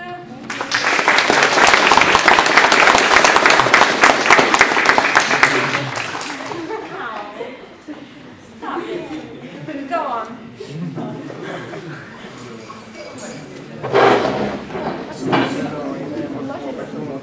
Να σας κάνω σε αυτό το workshop δεν είναι να σας κάνω κάποιον ολόκληρο, κάποιο body paint για να σας εντυπωσιάσω τι μπορώ να κάνω εγώ σαν make-up artist. Αναφέρομαι σε cosplayers για να σας βοηθήσουν να κάνετε κάποια πράγματα πιο γρήγορα και πιο εύκολα. Δηλαδή τώρα το μουσι που έχουμε κάνει εδώ στην Αθηνά υπάρχει και ο δύσκολος τρόπος. Που παίρνεις το τούλι, παίρνεις τριχούλα και πώς γράφεις τις περούκες και το έχεις τούλι και το φοράς. Εντάξει, μπορεί να θέλετε να κάνετε κάτι, έχετε λίγες μέρες να ετοιμαστείτε να ντυθείτε. Αυτό γίνεται πολύ γρήγορα και γίνεται με αυτό εδώ πέρα το υλικό που κάνει 3 ευρώ, είναι από τα φτηνά που μπορώ να σας προτείνω, και μια κόλλα, αλλά μετά αναλυτικά αυτά. Λοιπόν, γενικότερα. Τι? Οτιδήποτε κόλλα για δέρμα. Δεν χρειάζεται να είναι και συγκεκριμένα πράγματα. Θέλαμε αυτά για φυλακίες. Λοιπόν. Έτσι, μην βάζουμε την ούχου στα φρύδια. Αυτό πάλι με την ούχου στα φρύδια, εγώ δεν μπορώ να σας το προτείνω, γιατί πρέπει να ξέρεις σίγουρα ότι η ούχου δεν είναι τοξική, ότι δεν θα πέσει το φρύδι, δεν παίζουμε με το φρύδι και μετά πάμε και κάνουμε να βάζει το φρύδι. Δεν θέλουμε να ξέρεις. Σε αυτά που έχουμε χρησιμοποιήσει εμείς ξέρουμε ότι είναι εντάξει, όντως. Έχει τύχει και παιδί που έβαλε την ούχου την υγρή και ξύρισε φρύδι μετά. Να, για παράδειγμα, δεν μπορώ να σας πω εγώ και να μου πείτε η Κατερίνα είπε ούχου και να μην έχετε θυμηθεί για ποια ούχου σας έχω πει, να βάλετε η Κατερίνα φταίει. Και εγώ ήθελα να ρωτήσω πώς κρύβουμε τα φρύδια μου, γιατί το έχω προσπαθήσει. Δεν για κάποιο λόγο το έχω φέρει εδώ μαζί μου αυτό. Τέλεια. Αλλά πριν φτάσουμε στο άλλο. Άμα είναι να μας τα καλύψει. Λοιπόν, κοιτάξτε να δείτε. Είναι το πουλάει στα κρύολαν, το πουλάει κάπως έτσι. Στην ουσία δεν χρειάζεται να πάρετε το kit. Όλο. Σας θα θάβω την κρυολάν στο τέλος. Το πάνω ακριβώς, στην ουσία είναι ένα κερί. Είναι ένα κερί το οποίο είναι για special effect, δεν είναι ανάγκη να μπει στο kit. Το βάζετε με μια σπατουλίτσα και στην ουσία παίρνεις το χέρι και πατάς τις τρίχες σου. Βέβαια, αυτό είναι πολύ ιδανικό και ωραίο, αλλά άμα ο άλλος έχει πολύ πυκνό φρύδι, δεν μπορούν να πατηθούν τόσο εύκολα όσο πωλείται και όσο προτείνεται όλο αυτό. Γι' αυτό το βάφεις με πάρα πολύ καλυπτικό make-up. Το οποίο είναι full καλυπτικό. Αλλά να σας πω λιγάκι για το make-up και τι συστατικά υπάρχουν και πώς. Λοιπόν, ξεκινάμε ένα μακιγιάζ. Πρώτα πρέπει να βάλουμε την κόλλα. Την κόλλα είναι το primer που κολλάει το foundation, που λέμε στα ελληνικά make-up. Είναι το foundation που υπάρχει σε διάφορες μορφές, σε λίγο πιο υγρή που είναι πάρα πολύ αραιό που είναι και σώματος, σε στόκο που βάφεσαι και κάτι στα καμούρι, όσοι ξέρετε τα καμούρι. Λοιπόν, οπότε στην ουσία, τι έχουμε εμείς εδώ πέρα. Βάζουμε την κόλλα, δηλαδή το primer, και που είναι το primer, αυτό είναι ένα primer για παράδειγμα, και τι πρέπει να ξέρετε εσείς, τίποτα. Χρειάζεται απλά να ξέρετε τι τύπο επιδερμίδας έχετε εσείς και το τι primer θα χρειαστείτε είναι δουλειά της πολίτριας, θα κάνετε και την ερευνά, θα ψάξετε και στο ίντερνετ, τι σας ταιριάζει, ποιο είναι πιο οικονομικό και κατάλληλο για εσάς. Δεν θα σας μάθω εγώ για το κάθε τύπο επιδερμίδας τι primer υπάρχει. Γιατί βάζουμε primer και όχι και το foundation. Για να έχουμε διάρκεια. Γι' αυτό βάζουμε primer ή γιατί άμα έχουμε πολύ λιπαρό δέρμα, θα αρχίσει να γυαλίζει πάρα πολύ γρήγορα, ή άμα έχουμε πολύ ξηρό δέρμα, θα αρχίσει να σκάει. Θέλουμε κάποια ενυδάτωση. Αυτή τη δουλειά κάνει το primer. Σαν την υδατική μας στην ουσία, αλλά στην ουσία κρατάει και περισσότερο. Ωραία. Πρώτο συστατικό είναι αυτό. Μετά έχουμε το foundation. Υπάρχουν πολλά είδη foundation. Στην ουσία να έχετε στο μυαλό σας ότι υπάρχει το foundation το οποίο απλά το φοράω για να μπορώ να κολλήσω μετά τις πούδρες και το ρούζ και να χρωματίσω το πρόσωπό μου. Και υπάρχει και αυτό που κάνουμε κάλυψη, που είναι το concealer. Το concealer στην ουσία. Τι είναι? Ένα πάρα πολύ πηχτό make-up. Μπορείτε πραγματικά να μην αγοράσετε ξεχωριστά concealer που να λέει concealer, να πάρετε ένα καλυπτικό make-up και να έχει τη χρήση του concealer. Πολλά πράγματα βγάζουν οι εταιρείες με διάφορα ονόματα για να πουλήσουν, εγώ η κακιά θα σας πω. Κυκλοφορήσουν αυτά μετά στο ίντερνετ. Διώξουμε παντού. Λοιπόν, μετά, αφού βάλουμε το foundation και στην ουσία είμαστε σε μια φάση που το πρόσωπό μας είναι υγρό, τι πρέπει να κάνουμε σε αυτή τη φάση? Πρέπει να το στεγνώσουμε. Παίρνουμε μια πούδρα, εγώ, επειδή βάφω κόσμο, έχω πάντα μια διάφανη πούδρα. Είναι αυτή η λευκή που δείχνει. Λευκή, αλλά δεν βάφει χρώμα. Αν το θέλετε για προσωπική σας χρήση, δεν σας ενδιαφέρει να πάρετε λευκή, σύννεφο, θα πάρετε το χρώμα σας. Τελείωσε. Και γιατί βάζουμε την πούδρα? Γιατί όταν θέλουμε να κάνουμε κάποια κοξίματα, κάποια ρούζ και όλα αυτά, αν δεν βάλουμε την πούδρα να το στεγνώσουμε αυτό, θα βάλουμε το πινέλο και όπως θα κολλήσει με την πρώτη πινελιά, θα αφήσει πινελιά. Ενώ αν βάλουμε την πούδρα και το στεγνώσουμε αυτό, μπορούμε να κάνουμε αυτό που ακούτε το blending. Το ίδιο συμβαίνει και στα μάτια και όλα αυτά που είπα, με το primer, με το foundation και την πούδρα, ισχύει και για τα μάτια, σκεφτείτε. Δηλαδή βάζουμε primer, μετά μπαίνει είτε κάποια βάση, ακόμα και make-up που είναι πάλι τώρα, και μπαίνει η σκιά, που είναι σαν πούδρα στην ουσία. Και άμα βάλεις και κάποια κανονικά πούδρα στο βλέφαρο, βοηθάει στο blending μετά, απλά μπορεί να χάνει λιγάκι στην απόδοση. Πολλές λεπτομέρειες σας λέω, σας ενδιαφέρουν αυτά. Έτσι μπορούμε να χρησιμοποιήσουμε baby powder που έχουμε στο σπίτι. Ξέρετε τι παίζει με το φυσάν συγκεκριμένα? Βγάζει λιπαρότητα. Το φυσάν. Συγκεκριμένα.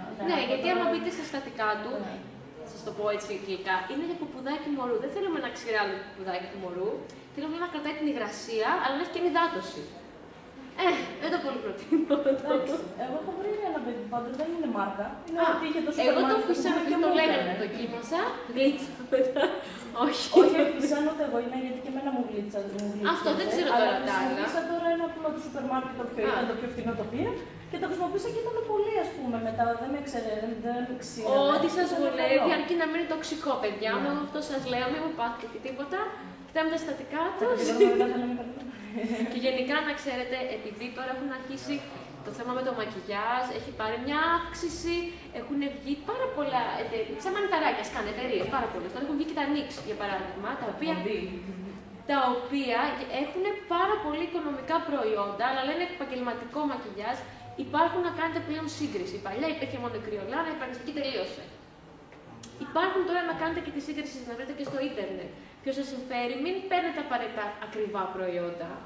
Εμείς κάποια φορά, επειδή βάφουμε κόσμο γνωστό, πρέπει να έχουμε και το ακριβό μας, βλέπε Mac, ξέρω εγώ, γιατί ο άλλος, Mac έχεις, ναι, βάψε με. Παίζει και σε εμάς αυτό. Δεν σας ενδιαφέρει σας κάτι τέτοιο. Θέλετε να είναι πρακτικό και σωστό αυτό που θέλετε να κάνετε. Τώρα, τι άλλο θέλω να σας δείξω. Όσο αφορά αυτό που θέλω να εστιάσω πιο πολύ, είναι ότι εσείς, σαν cosplayers, είτε θα βαφτείτε για κάποιο event, είτε για κάποια φωτογράφηση. Για παράδειγμα, υπάρχουν διαφορές πώς θα βάφτετε για το καθένα. Σε μια φωτογράφηση, δεν σας ενδιαφέρει να έχει τόσο μεγάλη διάρκεια αυτό που έχετε κάνει, γιατί άμα έχετε για παράδειγμα το φωτογράφο απέναντί σας, είσαστε σε μια φάση που θα σας δώσει μια φωτογράφηση πώς λειτουργεί και σε εμάς ως make-up artist. Δεν μπορώ εγώ να πάω το μοντέλο μου και δεν μπορώ να του αλλάξω τίποτα, γιατί είναι φωτογράφηση. Έχω τον φωτογράφο, ο οποίος μου δίνει οδηγίες και πρέπει με τα φώτα όπως κάνει και τα λοιπά να δείξει ένα αποτέλεσμα επιθυμητό. Οπότε θα έχετε στο νου σας να μην σετάρετε τα πράγματα, να μην τα κάνετε πάρα πολύ στεγνά και να μην μετακινούνται όπως θα κάνετε σε ένα event. Δηλαδή τα έχουμε όλα στην υγρή τους φάση, όχι πάρα πολλές πούδρες. Να θα βάλουμε ένα κραγιόν το οποίο είναι αυτά τα μάτια που τα βάζεις και στεγνώνουν και δεν μπορείς να αλλάξεις μετά. Παίζεις με πολύ λιπαρά κραγιόν σε αυτή τη φάση. Σε ένα event όμως. Πας σε ένα AthensCon που λέει η ώρα. Είσαι από το πρωί μέχρι το βράδυ. Μην ξεχνάτε ότι το κάνετε για εσάς. Δεν πάει να είσαστε και μια ατραξιόν γιατί θα έρθει ο κόσμος να δει τη φωτογραφία. Δεν πρέπει να είσαστε υπέροχοι και τέλειοι από την αρχή μέχρι το τέλος. Εκείνη την ώρα υπάρχουν κάποια προϊόντα. Πέρα ότι θα βάλετε πολύ πούδρα να κρατηθεί. Υπάρχουν κάποια σπρέι. Και πιστέψτε να έχω ψάξει πάρα πολύ, αδιάβροχο σπρέι στην αλήθεια δεν υπάρχει. Δεν έχετε βάλει ένα κανονικό μακιγιάζ και να ψεκάσετε με ένα αδιάβροχο σπρέι και να είσαστε αδιάβροχοι και cool. Υπάρχουν διάφορες εταιρείες, διάφορα προϊόντα, δεν σας λέω να πάρετε αυτά. Setting spray, θα κάτσετε να ψάξετε να δείτε ποιο είναι αυτό το οποίο δίνει τη διάρκεια που θέλετε. Αλλά άμα κάνετε ένα body paint και βάλετε, για παράδειγμα, χρώματα νερού, τι παίζει με το body paint γενικότερα. Άμα βάλετε νεροχρώματα και είναι καλοκαίρι και είστε στο event, θα υδρώσετε. Άμα υδρώσετε, πώς θα το πω ευγενικά, θα χαλάσει, θα λιώσει, θα γίνει χάλια. Σε μια φωτογράφηση δεν σας νοιάζει. Υπάρχει ότι το φτιάχνεις, κάνεις ρητάζ εκείνη την ώρα. Σε ένα event. Δεν μπορεί να γίνει την ώρα. Υπάρχουν περιοχές στο σώμα σας που δεν θα υδρώσει. Το μάτι γλώσσα δεν θα υδρώσει όπως το μάτι σας που μπορεί να τρέξει. Θα πρέπει για να κάνετε, για παράδειγμα, ας πούμε ότι κάνουμε ένα πρόσωπο κόκκινο. Και βάλουμε νεροχρώματα σε όλο το πρόσωπο το κόκκινο. Γύρω-γύρω από το μάτι, να έχετε υπόψη να βάζετε πράγματα αδιάβροχα. Πώς να το πω, να το εξηγήσω. Υπάρχουν διάφορα είδη αδιάβροχα. Υπάρχουν, για παράδειγμα, θέλετε να κάνετε ένα σχεδιάκι, μην πάτε να το κάνετε με νεροχρώματα. Υπάρχουν προϊόντα τα οποία είναι υνοπνεύματος, γιατί είναι αδιάβροχα, γιατί ο διαλύτης τους είναι το υνόπνευμα. Με αποτέλεσμα, άμα υδρώσετε, δεν θα χαλάσει. Και θα φύγει απλά με ένα αδιάβροχο μακιγιάζ. Για παράδειγμα, υπάρχουν στα κρυολάνη, για παράδειγμα, κάποια χρώματα, τα οποία, άμα ρίξω εγώ εδώ πέρα νερό, όπως το βλέπουμε αυτό, σε αυτό εδώ πέρα, άμα το πιάσω, δεν θα βγάλει τίποτα στο χέρι μου. Είναι σαν πλαστικό. Αυτό αραιώνει με ενόπνευμα. Δεν χρειάζεται να πάρετε το activator, το ειδικό που έχει φτιαχτεί γι' αυτό, με το 99% ενόπνευμα. Volume. Λοιπόν, οπότε εδώ πέρα, όταν θέλετε να κάνετε ένα τατουάζ, κάτι να υπάρχει όλη τη μέρα, μην υδρώσετε να φύγει. Θα κοιτάξετε να βάλετε με το χρώμα του ενοπνεύματος. Το μάτι όμως δεν μπορείτε να το βάλετε. Θα πρέπει να πάρετε αναγκαστικά, εγώ αυτό που προτείνω, ένα eyeliner αδιάβροχο, αυτό. Αλλά αν είναι σε μορφή gel, και όχι απλά γραμμούλα, σαν και αυτό εδώ, μπορείτε να το απλώσετε, να λειτουργήσει σαν κρεμούλα μέχρι να στεγνώσει και να το απλώσετε σε όλο το μάτι, έτσι ώστε κάνετε το μάτι μαύρο, θα μείνει μαύρο όλη την βράδυ, δεν θα τρέξει, δεν θα κάνει γραμμούλες, δεν θα κάνει τίποτα.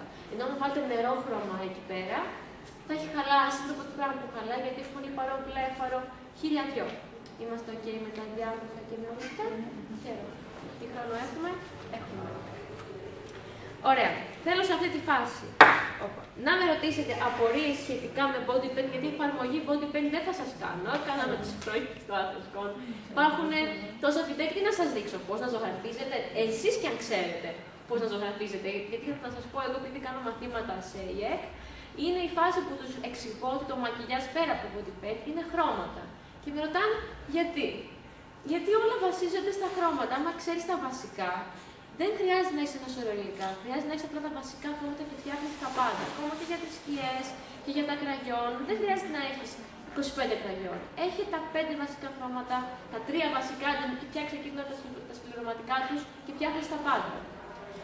Το body paint, για παράδειγμα, δεν χρειάζεται να έχεις.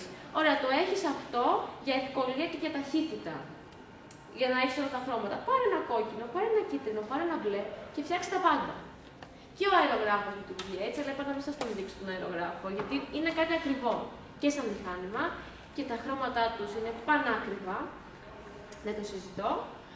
Και εντάξει, δεν είναι το πιο εύκολο πράγμα να έχεις ολόκληρο μηχάνημα για να πας να βαφτείς για να πας κάπου. Πρέπει να το κάνει κάποιος άλλος. Ενώ το body paint βάφεσαι, χαίρεσαι, τελείωσε. Πήγες. Θέλω να μου πείτε τι απορίες έχετε σχετικά ό,τι αφορά το body paint. Και εγώ τώρα θα σας δείξω κάποιες συμβουλές, κάποια ζητήματα όπως πώς βάζω μουσι, ξέρω εγώ, ή πώς κάνω άνι με μάτια. Αυτό θα δείξουμε σήμερα.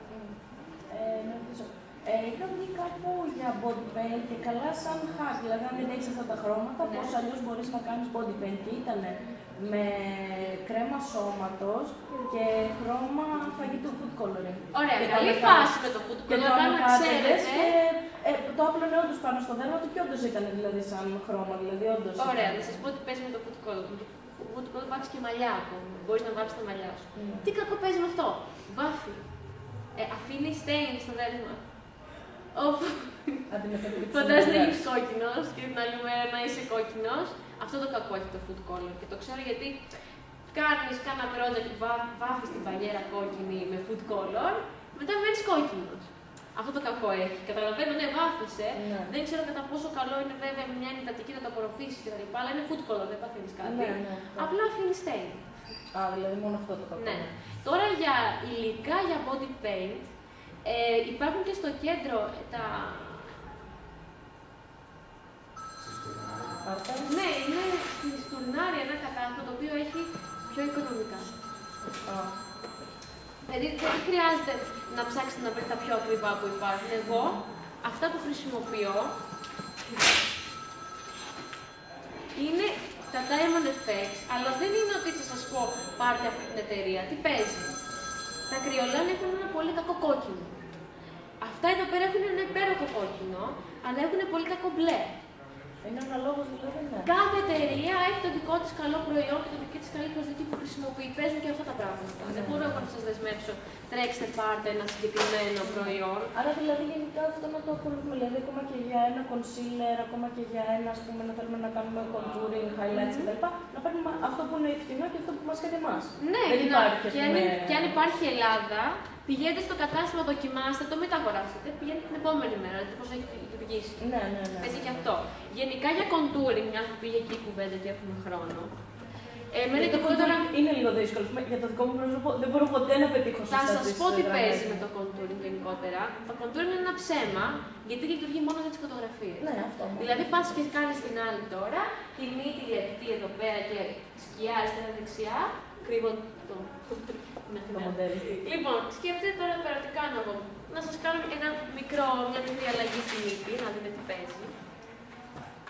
Θα πάρω ένα μικρούλι χαριτωμένο πινελάκι. Ας πούμε, ρωτάω γιατί ως cosplayer πρέπει να κάνεις όχι μόνο τους γυναικούς χαρακτήρες, να κάνεις και τους αντρικούς. Δηλαδή πρέπει να το κάνεις μετά και από εκεί. Η λογική είναι φωτοσκίαση. Δηλαδή κάνουμε σκίες εκεί που θέλουμε να κάνει προς τα μέσα και δίνουμε φως εκεί πέρα θέλουμε να βγει προς τα έξω. Οπότε έχουμε ένα έτοιμο kit contouring, ξέρω εγώ, που απλά μπορείς να πάρεις 3 φτηνά χρώματα make-up. Ναι. Και πας εδώ πέρα στη μύτη, φαίνομαι, και πας και κάνεις αυτό το πράγμα εδώ, αριστερά-δεξιά. Όχι τίποτα που δεν θέλει πολύ. Και βάζεις και το ανοιχτό χρώμα στο κέντρο και μετά όλα αυτά με το μεσαίο χρώμα τα σβήνεις μεταξύ. Και πάμε προς τα εδώ, φαίνεται, θα πάω στην αρχή.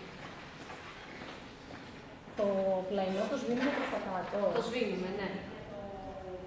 Πάει προς τα εδώ. Το μαλλιά μου, τώρα. Να έρθω και από προς τα εκεί, δεν βλέπετε. Ωραία, αυτό εδώ πέρα τώρα, από μακριά. Δηλαδή, τώρα έρθει και το φως, δεν θα μπορείτε να το δείτε από εκεί. Αλλά άμα γυρίσεις να σε δούμε. Εσείς βλέπετε αυτή την αλλαγή. Φαίνεται αυτή η διαφορά. Στη φωτογραφία, φαίνεται ότι όντως εδώ πέρα υπάρχει σκιά και έχει αλλάξει το σχήμα της μύτης. Θα το κάνω λίγο πιο σκούρο. Είναι αυτό το θέμα. Όπως κάνεις και τις γωνίες. Πας και βάζεις εδώ πέρα γωνίες. Εκεί πέρα, επειδή κάνει και το πρόσωπο αυτή την καμπύλη, μπορείς να το κάνεις λίγο πιο έντονο, να κάνει το φωνοπάτι. Όταν πας να αλλάξεις τη μύτη ή να σηκώσεις εκεί πέρα λιγάκι, εδώ πέρα το φρύδι και όλα αυτά, φαίνονται. Είναι για το Instagram, είναι τα μακιγιάζ του Instagram, για το ξεκίνησε και από εκεί. Βέβαια, μπορείτε να το κάνετε εσείς. Από μακριά και όσο που φωτογραφία μαζί, κούκλοι θα είσαστε. Απλά όπως είναι από κοντά θα το δει ότι έχεις κάνει κάτι. Δεν πειράζει, έτσι λειτουργεί. Απλά μην απογοητευτείτε και βαφτείτε και πείτε γιατί φαίνεται και δεν είναι αυτό που βλέπετε στις φωτογραφίες. Είναι φωτογραφία. Όταν το έβαζα στην καθρέφτη ήταν πολύ άσχημο, μου βγάλει τη φωτογραφία. Αυτό. Φαίνεται όντως η διαφορά και καταλαβαίνεις ότι ζεις. Ένα ψέμα είναι όλα, να ξέρετε. Ένα ψέμα είναι. Ακόμα και σαν βίντεο να το τραβήξεις, ο φακός θα κάνει να αλλοιώνουν μεταξύ τους και να δείχνουν κούκλα. Λοιπόν, είναι τέλεια. Ωραία. Κάτι που θέλω να πω. Ένα πολύ φθηνό προϊόν και τίμιο, που το είχαν στείλει τα NYX, δεν το έχω αγοράσει. Δεν μιλάω για το highlighter, δεν είναι καλό. Είναι αυτό εδώ πέρα από τα NYX, το οποίο είναι οικονομικό και γενικότερα τι σας έλεγα πριν, ότι βάζουμε τα υγρά, δηλαδή primer, foundation, σε αυτή τη φάση κάνουμε το contouring, το υγρό, και αν θέλουμε με αυτό, γιατί θεωρείται υγρό αυτό, δεν είναι πούδρα, και σε αυτή τη φάση όπως είμαστε, από πάνω, για να το κάνουμε πιο έντονο, όπως θα βάλουμε τη διάφανη πούδρα να το σετάρουμε, θα πάμε από πάνω και θα ενισχύσουμε αυτή την φωτοσκίαση με το σκούρο, δεν ξέρω αν το φαίνεται τώρα τόσο μακριά, με το σκούρο και με το ανοιχτό. Και δίνουμε φως στα σημεία ακόμα περισσότερο. Ενισχύει το contouring αυτό εδώ πέρα. Ακόμα πιο ψεύτικο. Γιατί όχι. Εντάξει, Cosplayers είμαστε. Να ευχαριστηθούμε. Τι θα γίνει. Ωραία. Στη φάση που είμαστε τώρα, θα σας δείξω πώς να γίνετε άντρες. Πώς να κάνετε μουσι. Ή δεν θέλει, παιδί μου, να έχεις μουσι, θες να είσαι εξυρισμένο. Σόνι και ντε να αφήσεις μουσι εκεί πέρα για να έχεις να πας και κάπου μια υποχρέωση την προηγούμενη μέρα, θα είσαι τρελός. Πώς να γίνεται έτσι μεσήλικες. Η αλήθεια είναι ότι αυτό εδώ που είναι η πλεξούδα μου, κάτι. Είναι αρκετά οικονομικό, έχω κάνει 3,5 ευρώ και γέμισε διάφορα χρώματα. Αλλά μπορείτε να έχετε πάρει, έχω ξανακάνει και έχετε μουσι και να έχω χαλάσει τόσο, βγάζει πράγμα γενικότερα. Βάφεται ξεκάθαρα και εύκολα με σπρέι μαλλιών. Πάρα πολύ εύκολα. Την προηγούμενη φορά είχε χρειαστεί το φωτεινό μαύρο. Και απλά είχα πάρει σπρέι μαλλιών και τελείωσε η υπόθεση. Πώς λειτουργεί τώρα αυτό εδώ, έχουμε κάνει μια μουσάκι όπως βλέπετε. Τι? Όχι, αυτό τι είναι, σκηνάκι. Έχει, σαν πλεξουδίτσα είναι, εντωμεταξύ, και το έχουν δέσει για να μην διαλύεται. Δεν ξέρω, μαλλί πρέπει να είναι, γιατί άμα το τραβήξω, κόβεται, δεν είναι κάτι συνεχόμενο. Εγώ το βρήκα στα κρυολά, αλλά νομίζω ότι σαν τρίχα δεν παίζει να υπάρχει σαν κουβαράκι κάτι αντίστοιχο. Δηλαδή, μετά όταν τελειώσουμε, δείτε το. Κάπως έτσι εγώ το νιώθω. Μπορείτε να το βρείτε και πιο... σαν νήμα, αλλά να είναι λιγάκι συνθετικό. Αυτό. Εν τω μεταξύ, το συγκεκριμένο, επειδή είναι γκρι, έχουν βάλει και μαύρες τριχούλες, να είναι πιο φυσικό. Αλλά εντάξει, είναι οικονομικό. Δεν θα... Με τι το κολλάμε αυτό. Τώρα, λοιπόν, υπάρχουν διάφορες κόλλες.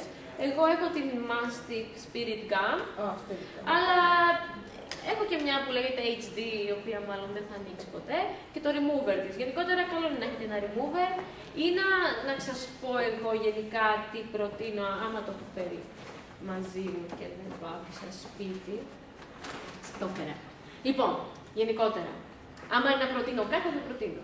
Υπάρχει αυτό εδώ, το οποίο είναι ντεμακιγιάζ, δεν σας λέω πια, δηλαδή τρέξτε πάρτε το συγκεκριμένο, υπάρχουν σε διάφορες εταιρείες. Είναι ντεμακιγιάζ σε μορφή σαν βαζελίνη. Βγάζει τα πάντα. Έχεις βαφτεί και έχεις βαφτεί με διάβροχα και λες Παναγία μου πώς θα το βγάλω, θα τρίβω με 20 χρόνια. Βάζεις αυτό, εγώ βάζω να κάνω body paint πάνω μου, βάζω την κρεμούλα, το αφήνεις εκεί πέρα λιγάκι και μετά φέρνει τα πάντα, βγάζει τα πάντα. Ό,τι είναι σε μορφή τέτοια βαζελίνη. Δεν είναι ότι είναι το συγκεκριμένο το τρομερό, είναι σε μορφή βαζελίνη. Ωραία. Ποιος θέλει να ξεβαφτεί μετά. Και τώρα πώς το κάνουμε αυτό. Η συγκεκριμένη κόλλα, για παράδειγμα, έχει πινελάκι, σαν μανό είναι. Τι θα κάνουμε τώρα στην Αθηνά. Εδώ πέρα, ναι, μια χαρά είναι εδώ πέρα. Θα πάω να σχηματίσω τα σημεία που θέλω. Έχει και κοντούρι μου τώρα. Θα πάω στα σημεία τα οποία θέλω να βάλω. Γενικότερα και πάει στις φυσικές μας τρίχες η κόλλα, δεν τη θέλω.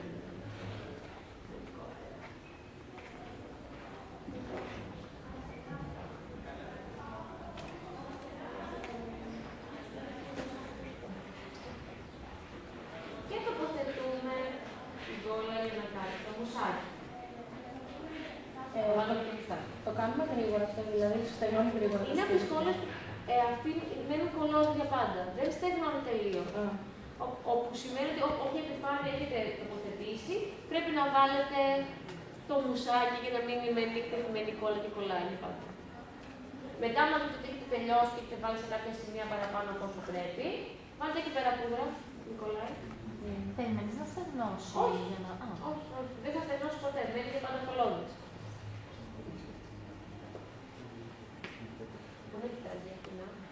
Α, ναι, για να το βλέπουμε. Ωραία, γιατί να... ναι. Εκεί. Τέλεια. Κάτσε λίγο πλάγι. Οπότε βγαίνετε εκεί, από εδώ και εκεί. Αυτός που δεν βλέπει, ξέρετε ποιος είναι.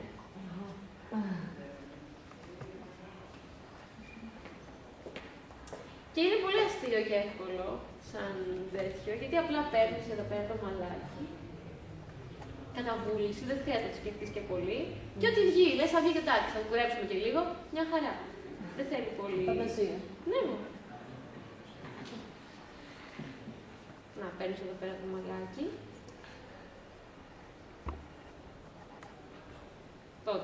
Το τραβάς λίγο να γίνει κουντωτό. Να λέω εγώ μέχρι που θέλω.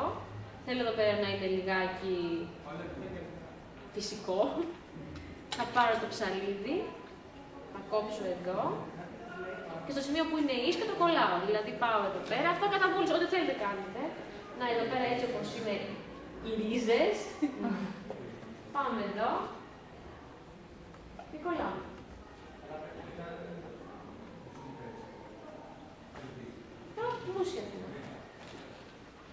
λυπάμαι, το ξεπήλυψα γιατί τώρα έχουν κάνει κλεξούδα εδώ πέρα, δεν ξέρω και τι έχουν κάνει.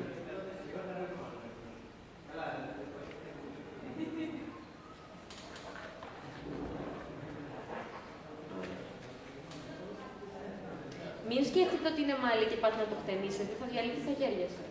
Πληροφοριακά το έχω κάνει. Γι' αυτό. Γενικά πάντως ό,τι θέλουμε να κολλήσουμε στο δέρμα, καλά να το κολλάμε με σπίτι την κάνουμε. Εντάξει, μην βάλετε ούχου. Τουλάχιστον, άμα σας κάνει κάτι σπίτι, να μου κάνεις μια μήνυση. Τι πας να πεις στην ούχου, την έβαλα πάνω μου. Πού είναι καλό να πάθεις, ξέρεις.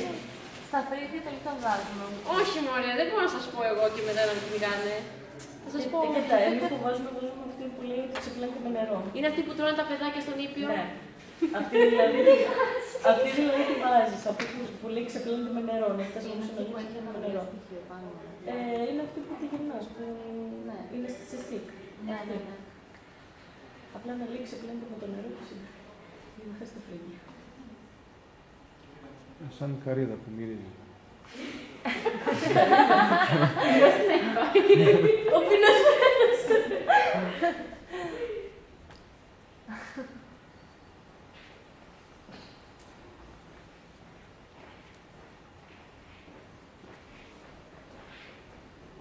Και απλά μετά φαντασία, δηλαδή απλά κοιτάμε να πούμε αυτό που μπορείς να κάνεις, να βάλεις και στο λαιμό ρε παιδί μου, να το κάνεις λίγο πιο αληθινό. Εντάξει τώρα. Πού είναι η κόλλα, πού είναι τώρα. Κάνουμε ριαπλάι όπως θέλουμε. Ναι, εγώ αυτό που συνήθως παθαίνω είναι να μην έχω βάλει αρκετό από κάτω, έτσι ώστε πάω εδώ, βάζω λιμάκι κόλλα για να έχει αυτό το βάθος. Να μην είναι τόσο ξαφνικά μουσί. Ναι. Παίζει και αυτό. Να είναι καλό στο εφέ. Ναι.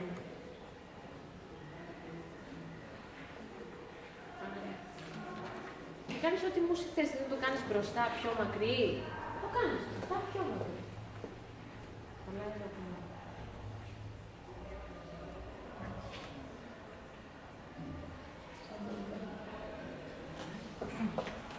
Μπορείς να γίνεις Άγιος Βασίλης, για παράδειγμα, τώρα που είναι και εποχιακό, χωρίς να πάρεις αυτή τη μασκούλα από τον τζάμπο, δηλαδή, με το... που είναι και θερμοψηφική. Ας που δεν εφαρμόζει σωστά το μουστάκι πάνω.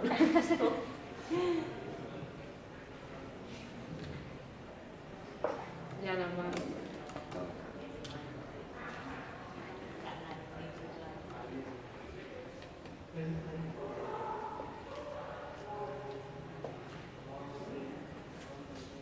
Εδώ βάλω εγώ από κάτω για να έχει βάθος.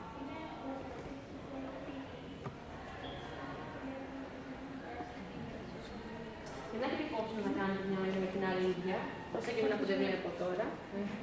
Και λέμε έστω ότι είναι.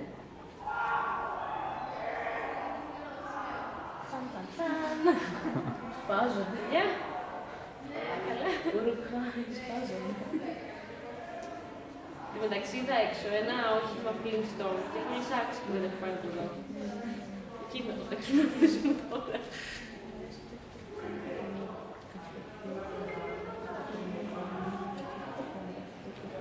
Θα βάλουμε και μουστάκι, το κόβεις ρε παιδί μου έτσι λίγο πιο κοντούλι. Θα μου βάλεις και βέρτη σαν σου.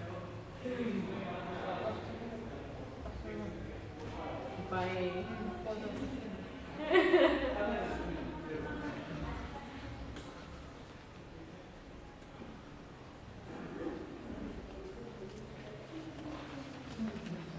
Γενικότερα δεν κοροϊδεύεις την πελάτη σήμερα που το βάζεις, να ξέρεις.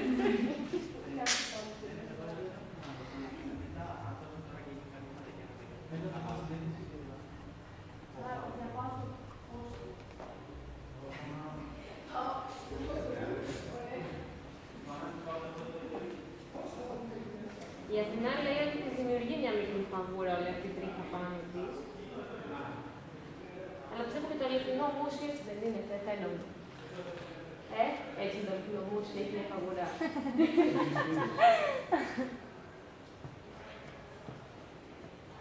Και ήταν ενός shape να βάλετε. Οπότε ρώτα ξανά σε κάποια εβδομάδα.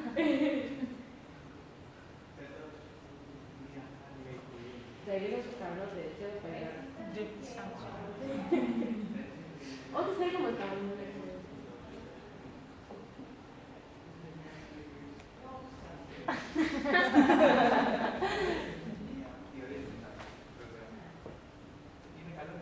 Ωραία. Εντάξει, είναι όλα θέμα φαντασίας. Ναι, καλέ. Τώρα το μουσικό. Όπως του κάτσει το καθένα. Πάντα έτσι. Λοιπόν, επειδή προλαβαίνουμε. Τι? Θα βάλω και τρίχες που δεν τις έχει ξηρίσει σωστά. Θα το πάμε με τα τρίχα. Γιατί σου βγαίνει με το τσιμπιδάκι. Ναι, αυτές είναι. Αφήνει μια προμόρφωση. Είναι το μαλλί που είσαι πάνω. Είσαι λίγο μαλλί. Κάνει κρύο. Είναι εποχιακό. Έχετε σόμπα. Όχι. Κάτι δεν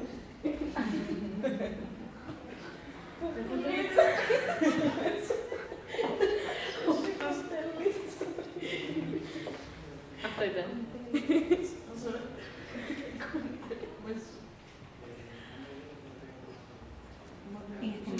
Γιατί τι γουστάει. Τι νομίζεις, έτσι τα μισό τα μοντέλα μου τυχαία είναι.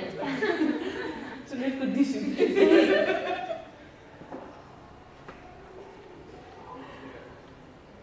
Εγώ να ρωτήσω κάτι. Τώρα αυτό το πιο πάνω που είπαμε, το τύπο αξίριστο. Ναι. Πώς θα το... Αυτό με το αξίριστο. Χωρίς να φαίνεται ότι είναι σαν κομμένο. Στην ουσία πρέπει να κάνεις μια σκία σαν μακιγιάζ, να υπάρχει σαν σκιούλα κάτι και παίρνεις αυτό. Βασικά πουλάνε έτοιμες τριχούλες. Τι προτείνω εγώ. Όταν είναι να κουρευτείτε κάτι, κρατεί, αλήθεια λέω, εγώ όλα αυτά εδώ που έχω ξηρίσει, τα έχω.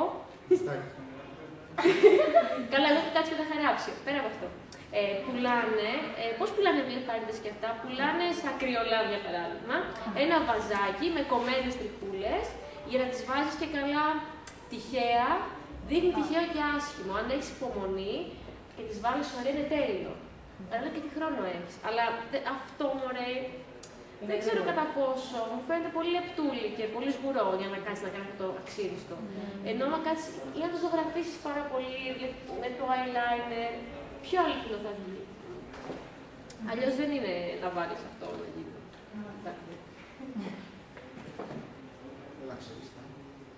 Να κρατήσουμε.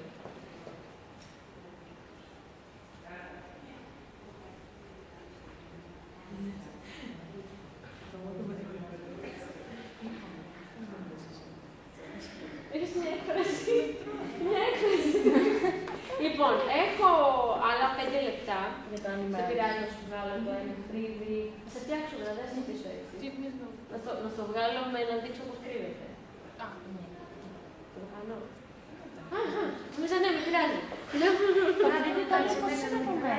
Α, τι έχω κάνει στο άλλο. Απλά έχω πάρει ένα λευκό μολύβι. Και να μου πατήσει πάνω. Αυτό. Nothing. Να σας δείξω μία πώς κρύβουμε μια που έχουμε χρόνο, γιατί εγώ δεν το έχω φέρει, αλλά έχουμε χρόνο. Λοιπόν, πώς λειτουργεί αυτό εδώ πέρα το πραγματάκι, πώς είναι γενικά η φάση με το κερί. Τι γίνεται στην ουσία.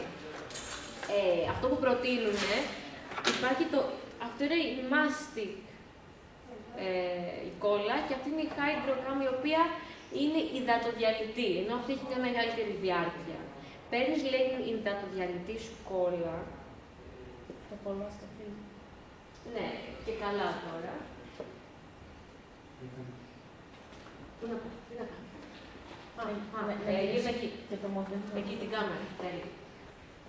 Και βάζουμε την κόλλα πάνω στις τρίχες και τι κάνουμε. Παίρνουμε την σπατουλίτσα, που τα έχω κάνει όλα έτσι και δεν βρίσκω πλέον τίποτα. Η κόλλα πρέπει να είναι ιδρύη για να γίνει όλο αυτό. Ούτε αυτή τη στιγμή. Δεν θα καταλάβει. Οπότε έτσι όπως είναι. Πάμε εδώ και πατάμε τις τριχούλες. Και αυτό που κάνουμε είναι να δούμε, αλλά στον καθένα εκεί στην αλλιώς. Τώρα εδώ πέρα της Αθηνάς, πάμε να αρχίσουμε πέρα προς τα κάτω. Τι κάνω εγώ, πάω προς τα κάτω να καθίσουμε. Ακολουθούμε και τη φορά της. Ναι, γιατί άμα πάμε ανάποδα θα κάνει μεγάλο καρούμπαλο. Θα δείτε, δεν θα βγει τέλειο. Κάνει όντως καρούμπαλο. Γι' αυτό λέω ότι it's too expensive για να συγκαλύψει το αποτέλεσμα.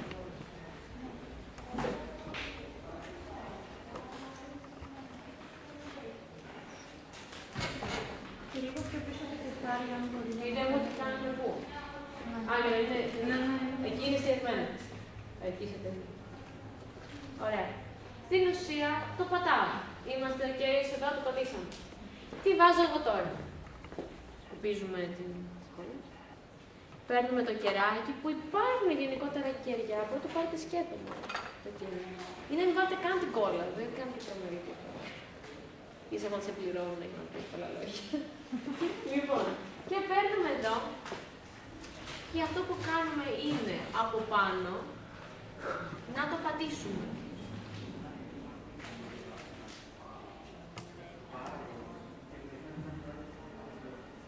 Αυτό είναι σαν τσίκλα. Είναι κερί. Η τσίκλα δεν θα μας βοηθούσε να... Όχι, εννοώ, όταν το δουλεύεις, μπορεί να κάνει δρομπαλάκια, πώς κάθεται. Καλά, δεν σαν πολύ σκληρό βούτυρο. Αν προσπαθώ. Σαν πολύ σκληρό βούτυρο. Δεν μου κάνει δρομπαλάκια, όχι. Θα μπορούσαμε να κάνουμε το ίδιο και με ένα πολύ πληκτό κονσίλερ, αυτό που λέγαμε, δηλαδή να βάλουμε την κόλλα και να βάλουμε ένα κονσίλερ. Και καλά. Η άλλη φάση είναι, παίρνεις αυτό το πολύ καλυπτικό που είναι και σε stick. Σου λέω, όταν το φρύδι είναι πάρα πολύ τριχωτό και δεν μπορείς να το καλύψεις, κάνε αυτό. Καλύπτει τις τριχούλες, θα φαίνονται λίγο, αλλά είναι καλύτερα να κάνεις την κρούστα που θα δείτε σε λίγο, άμα έχεις πολύ πυκνό φρύδι. Οπότε το προτείνω λιγάκι. Γενικότερα, να έχετε ένα καλυπτικό make-up είναι πολύ χρήσιμο, γιατί μπορείς να πάρεις κανένα νεράκι, κάτι και να το αραιώσει. Δεν είναι το ίδιο με το να πάρεις ένα πολύ αραιό που δεν μπορείς να το κάνεις πιο ξεκτό. Βλέπετε στην κάμερα, γιατί έχω μπροστά του.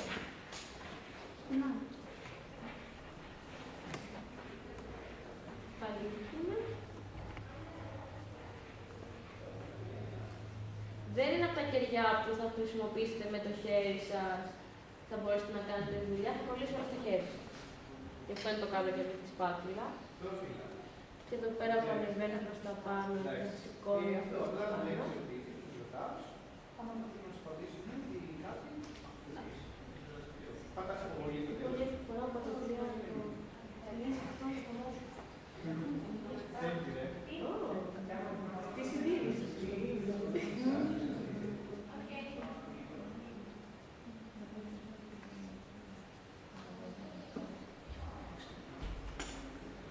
Το πατάμε όσο πιο καλά μπορούμε και σου λέει μετά, αφού το έχεις κάνει αυτό, πάρε αυτό που λέγεται seal. Αυτό λέει προστατεύει το κερί. Ωραία. Βάζουμε το seal. Εγώ σας λέω ότι δεν υπάρχει πρόβλημα, μπορείτε να το χρησιμοποιήσετε και όπως είναι. Το make-up από πάνω, δεν αλλάζει κάτι. Και πούδρα μετά, όπως είπαμε. Η πούδρα θα βάλουμε το foundation. Θα πάμε τώρα εδώ. Βάλουμε πράγμα. Τώρα μιλάμε σε πρωτοβουλία. Και θα βάλουμε εκεί να το ευχαριστηθούμε. Θα πάω να πάρω με την σπάτουλα για κερί. Καλά, πάρω την άλλη μεριά. Το βάλω.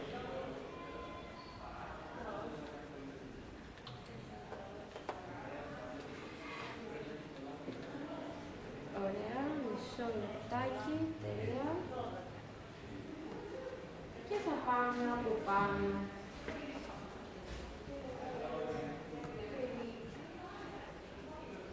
Να βάψουμε. Αυτό που γίνεται δηλαδή είναι να υπάρχει αυτή εδώ πέρα η λία και καλά επιφάνεια, επειδή σου έχει καλύψει και σου έχει βάλει κερί για να μην φαίνονται ανάγλυφα οι τρίχες. Εμένα δεν μου φαίνεται, δεν είμαι πολύ ευχαριστημένη με το αποτέλεσμα, δεν είναι το τέλειο και το τελείως σαν ξυρισμένο. Αλλά με αυτό, όσο εκεί μπορείς να φτάσεις. Να είμαι λίγο. Που στην ουσία και να βάζεις απλά αυτό, πάνω κάτω το ίδιο θα βγει. Είναι κακιά. Και αν ο άλλος έχει ειδικά πάρα πολύ πυκνό, όχι πυκνό, δίδει με όγκο, μακριές τρίχες για παράδειγμα. Ναι, ναι. Για μακριές τρίχες είχα ακούσει ότι κάποιος είναι λίγο να τις περάσει με το ψαλιδάκι. Μπορείς να το κάνεις. Αλλά πες το στον φίλο σου που είναι αγόρι του να τις κουρέψει. Σου πει παράδειγμα. Καταλαβαίνετε, παίζει και κάτι τέτοιο. Κουρέψου και μαμά, είναι γιατί.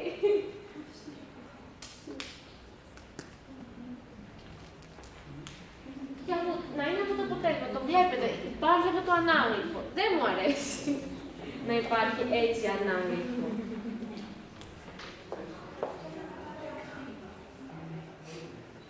Φαντάζομαι ότι και το κάλυμα των παιδιών φυσικά φαίνεται άσχημο, όλο είναι για τη φωτογραφία.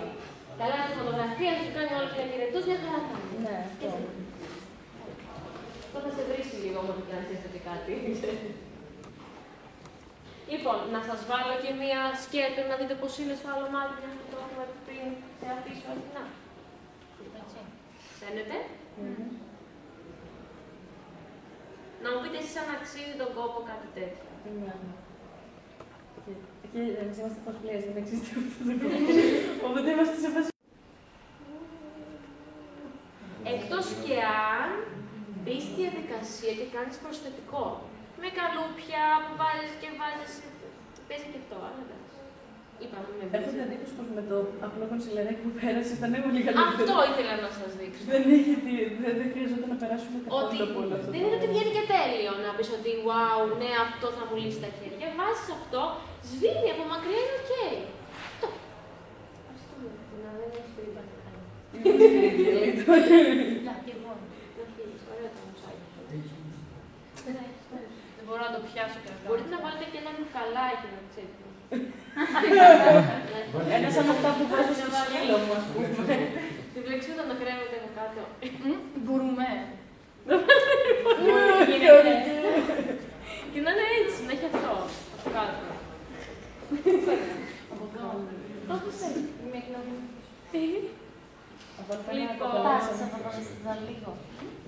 Α, άμα θες κάνε και μια γύρα να σε δούμε.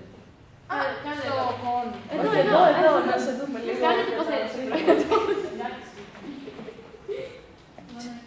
ναι. Πολύ ωραία. Πολύ ωραία.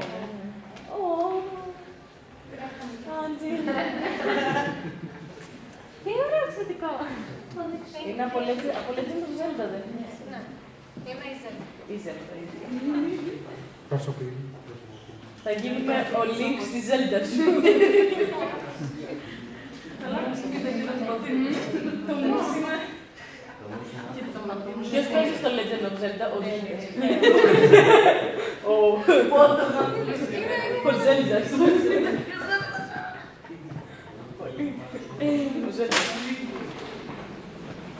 Αυτό με τα animais πάλι που είναι πάλι και αυτό μάστιγα που δεν μπορούμε ποτέ να το γιατί δεν μπορείτε, γιατί τα μάτια που σας δείχνουν είναι αυτά τα ασιάτικα τα μάτια. Ό,τι tutorial είναι για είναι όλοι Ασιάτες, ναι. Πια. Και δεν μπορείς να πεις, ας πούμε, στο ευρωπαϊκό μάτι που κάνουμε αυτό που κάνουμε εδώ πέρα αυτή τη δίπλα. Αυτοί βάζουν αυτό το σαν ταινιούλα για να τους κάνουν το δίπλο. Κάνουν και εγχείρηση. Ναι, κάνουν και εγχείρηση, ναι. Εμείς που το έχουμε φυσικά, δεν σου δείχνει άμα το έχεις φυσικά τι κάνεις. Δηλαδή, πώς πηδάς αυτό το βήμα για να πας στο επόμενο. Στην ουσία, πας ανάλογα με το μάτι που έχεις. Θέλεις εσύ να υπάρχει, πας ότι είναι καρτούν. Ναι. Βασικά έχεις στο μυαλό σου, κάνω ένα χαρακτήρα, θέλω να είναι ρεαλιστικό. Οπότε τα κάνω όλα φυσιολογικά ή βγαίνω καρτούν. Ναι. Και όχι το κάρτον pop art που πρέπει να κάνεις κι άλλα σημεία. Είναι κάτι Ναι, ενδιάμεσο. είναι περίπου, είναι κάτι ενδιάμεσο στο σχεδιασμό. Λοιπόν, κοιτάξτε τώρα. Μπορεί να πάει πολύ safe όλη η κατάσταση και θα μιλήσω αυτό που σας είπα πριν. Κάτι που με βολεύει πάρα πολύ που το έχω να το είναι ένα διάβροχο gel eyeliner. Γιατί είναι από αυτά τα πιο ασφαλή που δεν θα τρέξει, δεν θα χαλάσει. Το προτείνω, δεν σας λέω να πάρετε το συγκεκριμένο, που λένε πάρα πολύ συνήθως. Εγώ έχω αδιάβροχο στυλό, το οποίο το σε φορά. Σου κρατάει. Ναι. Μια χαρά είσαι. Μια χαρά είσαι. Και το έχω όντως δοκιμάσει, δηλαδή αδιάβροχο, δηλαδή και δώσουμε που λες ότι αυτό έχει σημασία. Που έχουμε υποτίθεται το λιπαρό, το αυτό κρατάει πολύ καλά. Έχει σημασία να είναι αδιάβροχο. Λοιπόν, χρειάζεστε στην ουσία ένα μολύβι λευκό και αυτό να είναι αδιάβροχο, οτιδήποτε βάζουμε κοντά στο μάτι. Να κλάψουμε ρε παιδί μου να είμαστε και. Να πάει σε μαδάκι. Λοιπόν,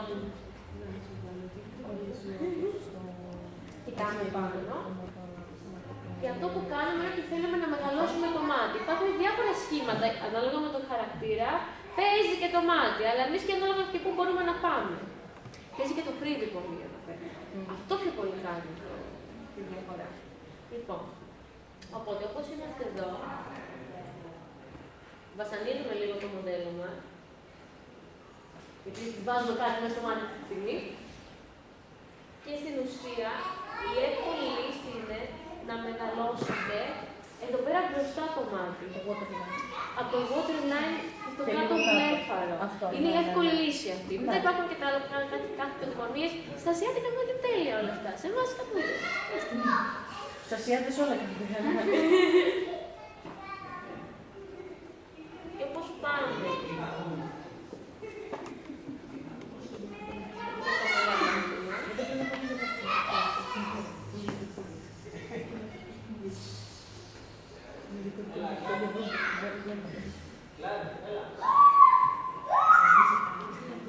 Ωραία. Αυτό που θα κάνουμε για να φανεί ότι είναι άνιμε, που έχω το πινέλι του eyeliner να το πείσεις πινέλο eyeliner. Δεν θα πάτε σαν τους χαζούς να αγοράσετε 23 ευρώ πινέλο eyeliner. Είναι από το πλαίσιο, το 3 μηδενικά, το πινέλο το κάνει... Ναι. Δεν ανησυχείς, αυτά χρησιμοποιώ. Αυτά χρησιμοποιώ. Και για eyeliner. Ναι, ναι. Άμα πει κανείς και δεν είναι το πέρα. Εγώ πήρα από τα τζάμπο που είχε μια σειρά πολύ ψηλά. Σου λέω πλαίσιο, δηλαδή και πλαίσιο είναι τυχαία. Κάνει 50 λεπτά. Λοιπόν. Γιατί ότι εγώ αυτά... Μας έκανε 1 ευρώ όλο τους. Θα πάμε μαζί σου. Είπαμε να έχει μια ευθύνη να πεις να μπορώ να κάνεις τη μήνυση. Όπως ο άλλος, το Red Bull δεν μου έδωσε φτερά. Δεν κάνεις μια μήνυση. Λοιπόν, οπότε εγώ αυτή τη στιγμή περιγράφω το κάτω βλέφαρο, έχουμε χρόνο, και πάω, τώρα τα βλέπετε, παίρνω μπροστά. Άμα μπορείς και όχι εγώ τίποτα. Ωραία. Πάμε εδώ. Θα πάω πιο κάτω για να δείξω το μάτι μεγαλύτερο. Αυτή τη γραμμούλα που πρέπει να την κοντρολάρουμε κάπου στη μέση, ας πούμε, της κόρης, όπως σε κοιτάμε, δηλαδή. Γιατί ποτέ δεν μπορώ να την πετύχω. Πάντα την πάω πολύ μέσα ή πολύ έξω. Όπου νιώθεις. Αλήθεια, σε κάθε μάτι είναι διαφορετικό. Δεν μπορώ να σου πω ότι όπως είναι στο ρούζ, ότι τελειώνει και είναι στη μέση του μάτια, για παράδειγμα. Είναι ανάλογα με το μάτι. Εκεί που νιώθεις εσύ από την άκρη, που θα κάνεις το eyeliner. Ή που μου αρέσει το αποτέλεσμα. Ναι, καλέ. Πέρα, σβήσει εκεί, βάλει λιγάκι. Φτάσει εσύ. Απλά ο σκοπός είναι να δείξει το μάτι μεγαλύτερο και πιο ψεύτικο. Αυτό είναι. Λοιπόν. Στις κάτω βλεφαρίδες βάζουμε θα σας πω που βάζουμε τη μάσκα.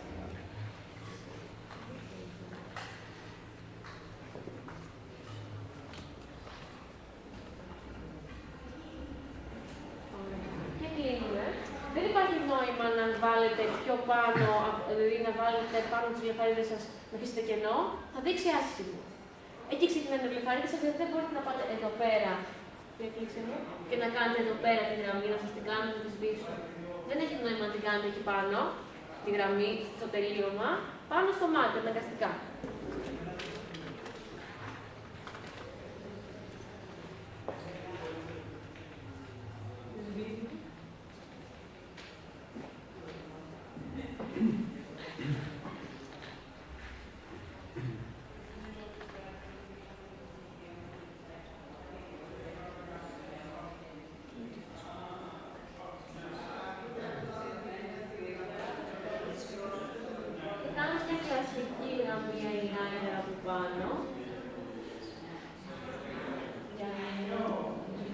Ωραία.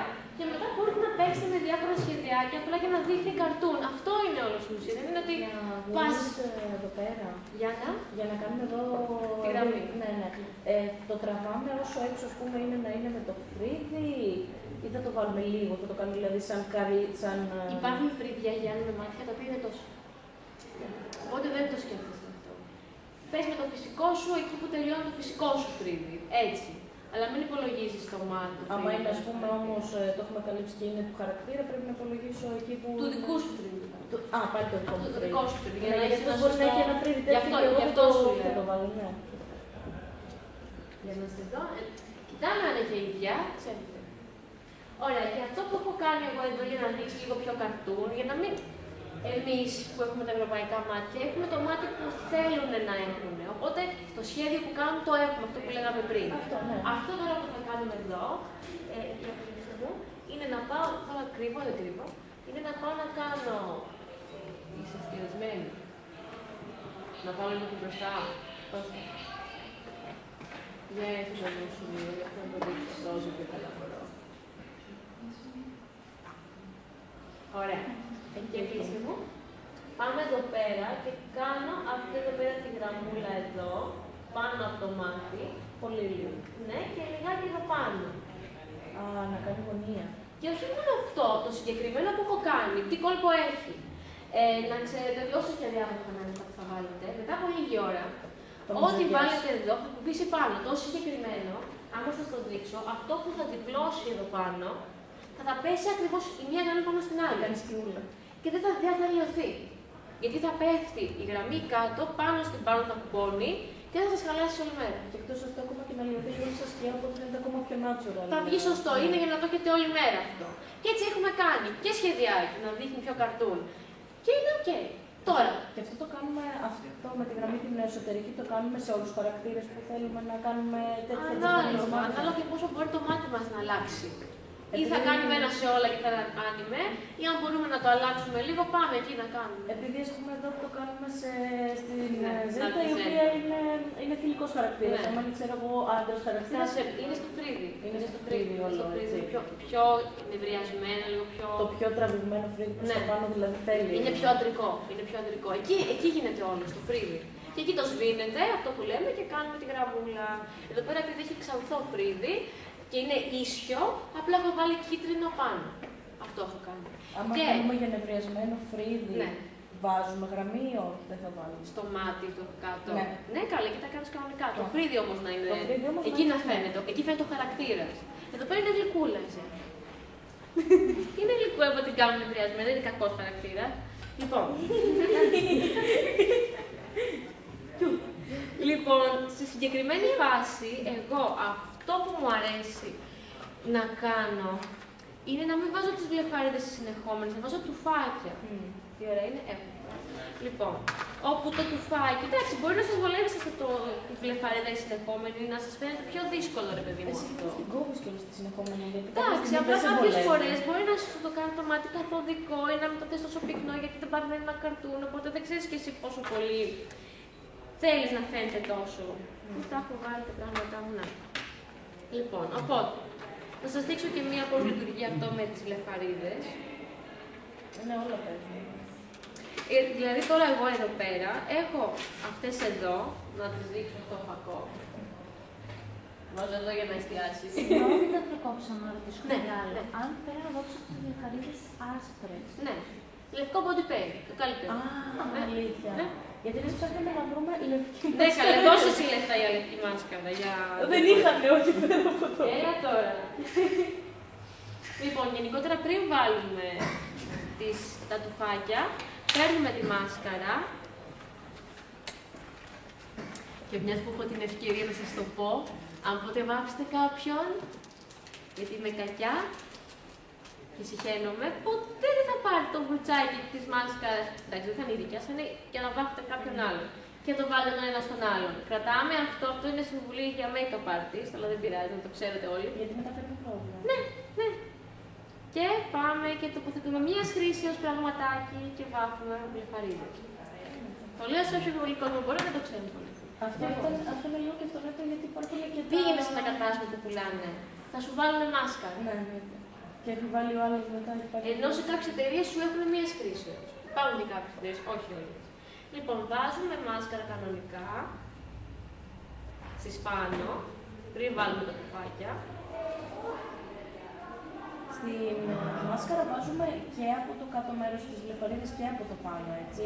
Τώρα που μπορώ και βλέπω σε άλλον, μπορώ να βάλω από πάνω. Σε εσάς λίγο δύσκολο να το κάνετε αυτό για να το θυμηθείτε. Να το θυμηθείτε, το λίγο εντυπωσιακό. Στις κάτω όμως βλεφαρίδες θα βάλω μάσκαρα, ναι, κοιτάμε πάνω, θα βάλω μόνο στην ακρούλα. Γιατί θέλουμε το μάτι να δείξει μεγαλύτερο, όχι να ξεκινάει η βλεφαρίδα και αυτό που έχουμε κάνει εμείς λευκό. Αυτό είναι. Και θα βάλω και δύο τουφάκια, να κλείσουμε εδώ. Άμα θέλουμε να βάλουμε βλεφαρίδα στο κάτω βλέφαρο, θα βάλουμε εκεί που έχουμε κάνει τη μαύρη γραμμή, σωστά, ναι. Εκεί που είναι στο κάτω βλέφαρο που δεν θα είναι αυτές οι τεράστιες, θα είναι πιο μικρούλες, εκεί μπορείτε να τις κόψετε αυτές εδώ. Θα βάλετε εκεί που ξεκινάει η μαύρη γραμμούλα, για να δείξει το μάτι ακόμα μεγαλύτερο. Αυτό είναι ένα ψέμα είναι γι' αυτό. Αλλά τώρα, άμα τώρα εγώ δεν θέλουμε, εμείς μπορούμε να βάλουμε μέχρι εκεί που έχουμε τη μαύρη γραμμή και να μην ακουμπήσουμε το λευκό καθόλου. Μάσκαρα ή βλεφαρίδα. Μάσκαρα. Ναι, και όσο εκεί ναι. Μόνο στην ακρούλα. Ναι, αυτό. Να βάλουμε μόνο στην ακρούλα εσείς και να μην ακουμπήσουμε στο λευκό. Ναι. Και βάζω εγώ ένα τουφάκι εδώ. Θα βάλω 4 τουφάκια και μπαίνουν με τσιμπιδάκι. Μπαίνουν εύκολα, ή δεν σας τρομάζει ότι είναι τουφάκι και Παναγία μου και πώς λειτουργεί. Βουτάς λιγάκι στην κόλλα. Δεν ξέρω αν το βλέπετε. Πάμε εδώ στο κούτελο. Που είσαι, να είσαι. Θα το λέω. Βουτάτε λιγάκι στην κόλλα και το τοποθετείτε. Αυτό που λένε για τις μεγάλες λιθαρσίες πρέπει να είναι λίγο τάκι η κόλλα, ισχύει για τα μικρά τα γλυφανιδάκια ή βάζουμε κατευθείαν? Επειδή το τοποθετείς και στεγνώνει, δεν υπάρχει αυτό το θέμα. Τι θέμα υπάρχει? Όταν θα βάλεις τη μεγάλη γλυφανίδα με την ολόκληρη σειρά και δεν έχει στεγνώσει, δεν έχει περιμένει να στεγνώσει, θα σου σηκωθεί μπροστά και πίσω. Γι' αυτό περιμένεις. Ενώ τώρα πολλά θα το βάλεις αμήν. Δεν υπάρχει.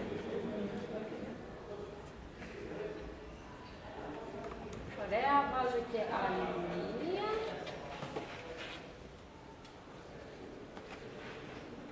Στην αρχή, αριστερά εδώ, στην αρχή δεν ξέρω αν το βλέπετε κι εσείς, και κλείσετε λίγο, είναι λευκό. Φαίνονται τα άσπρα. Θα γίνει διάφανο. Είναι οι κόλλες που γίνονται λευκές σε διάφανο, υπάρχουν και οι μαύρες κόλλες που ξεκινάνε μαύρες και καταλήγουν μαύρες και να κάνεις λάθος με την κόλλα. Διάφανο, να παίρνετε. Αυτά ήθελα να σας δείξω γενικά, έτσι μερικά κολπάκια. Έχουμε και 1 λεπτό για απορίες, νομίζω. Ό,τι θέλετε μου λέτε. Νομίζω λύσαμε και απορίες ταυτόχρονα. Ελπίζω να σας άρεσε. Πολύ. Χαίρομαι. Θα ξαναγίνει, άμα θέλετε εσείς. Θα κάνουμε μια εισήγηση. Αυτό ήθελα στην ουσία, συμβουλές να σας δώσω όσο πιο πολύ πρακτικά πράγματα. Γιατί και για μας είναι και πολύ πρακτικό. Δηλαδή τώρα να πάω να πάρω και εγώ 15 περίοδο και είναι όλα πανάκριβα. Τίποτα, θα κάνετε έρευνα, μην δίνετε τα λεφτά σας τσάμπα. Και να σκάσω μια περιουσία και να μην μου κάνουν. Και μην παρασύρεστε από το προϊόν, το και εμένα. Να είστε κάτι πιο συγκρατημένοι. Να μην λέτε ό,τι όμορφο που είναι να το πάρω να το έχω ήδη. Εγώ τις περισσότερες φορές όταν θέλω να πάω να πάρω κάτι, πάω σε φορά και παίρνω τη φορά. Δεν παίρνω άλλη. Είναι καλά. Εμένα τα χρησιμοποιώ. Γιατί είναι και οικονομικά. Ναι, γιατί είναι οικονομικά και δεν έχω θέμα, ας πούμε. Πάρα πολύ καλά.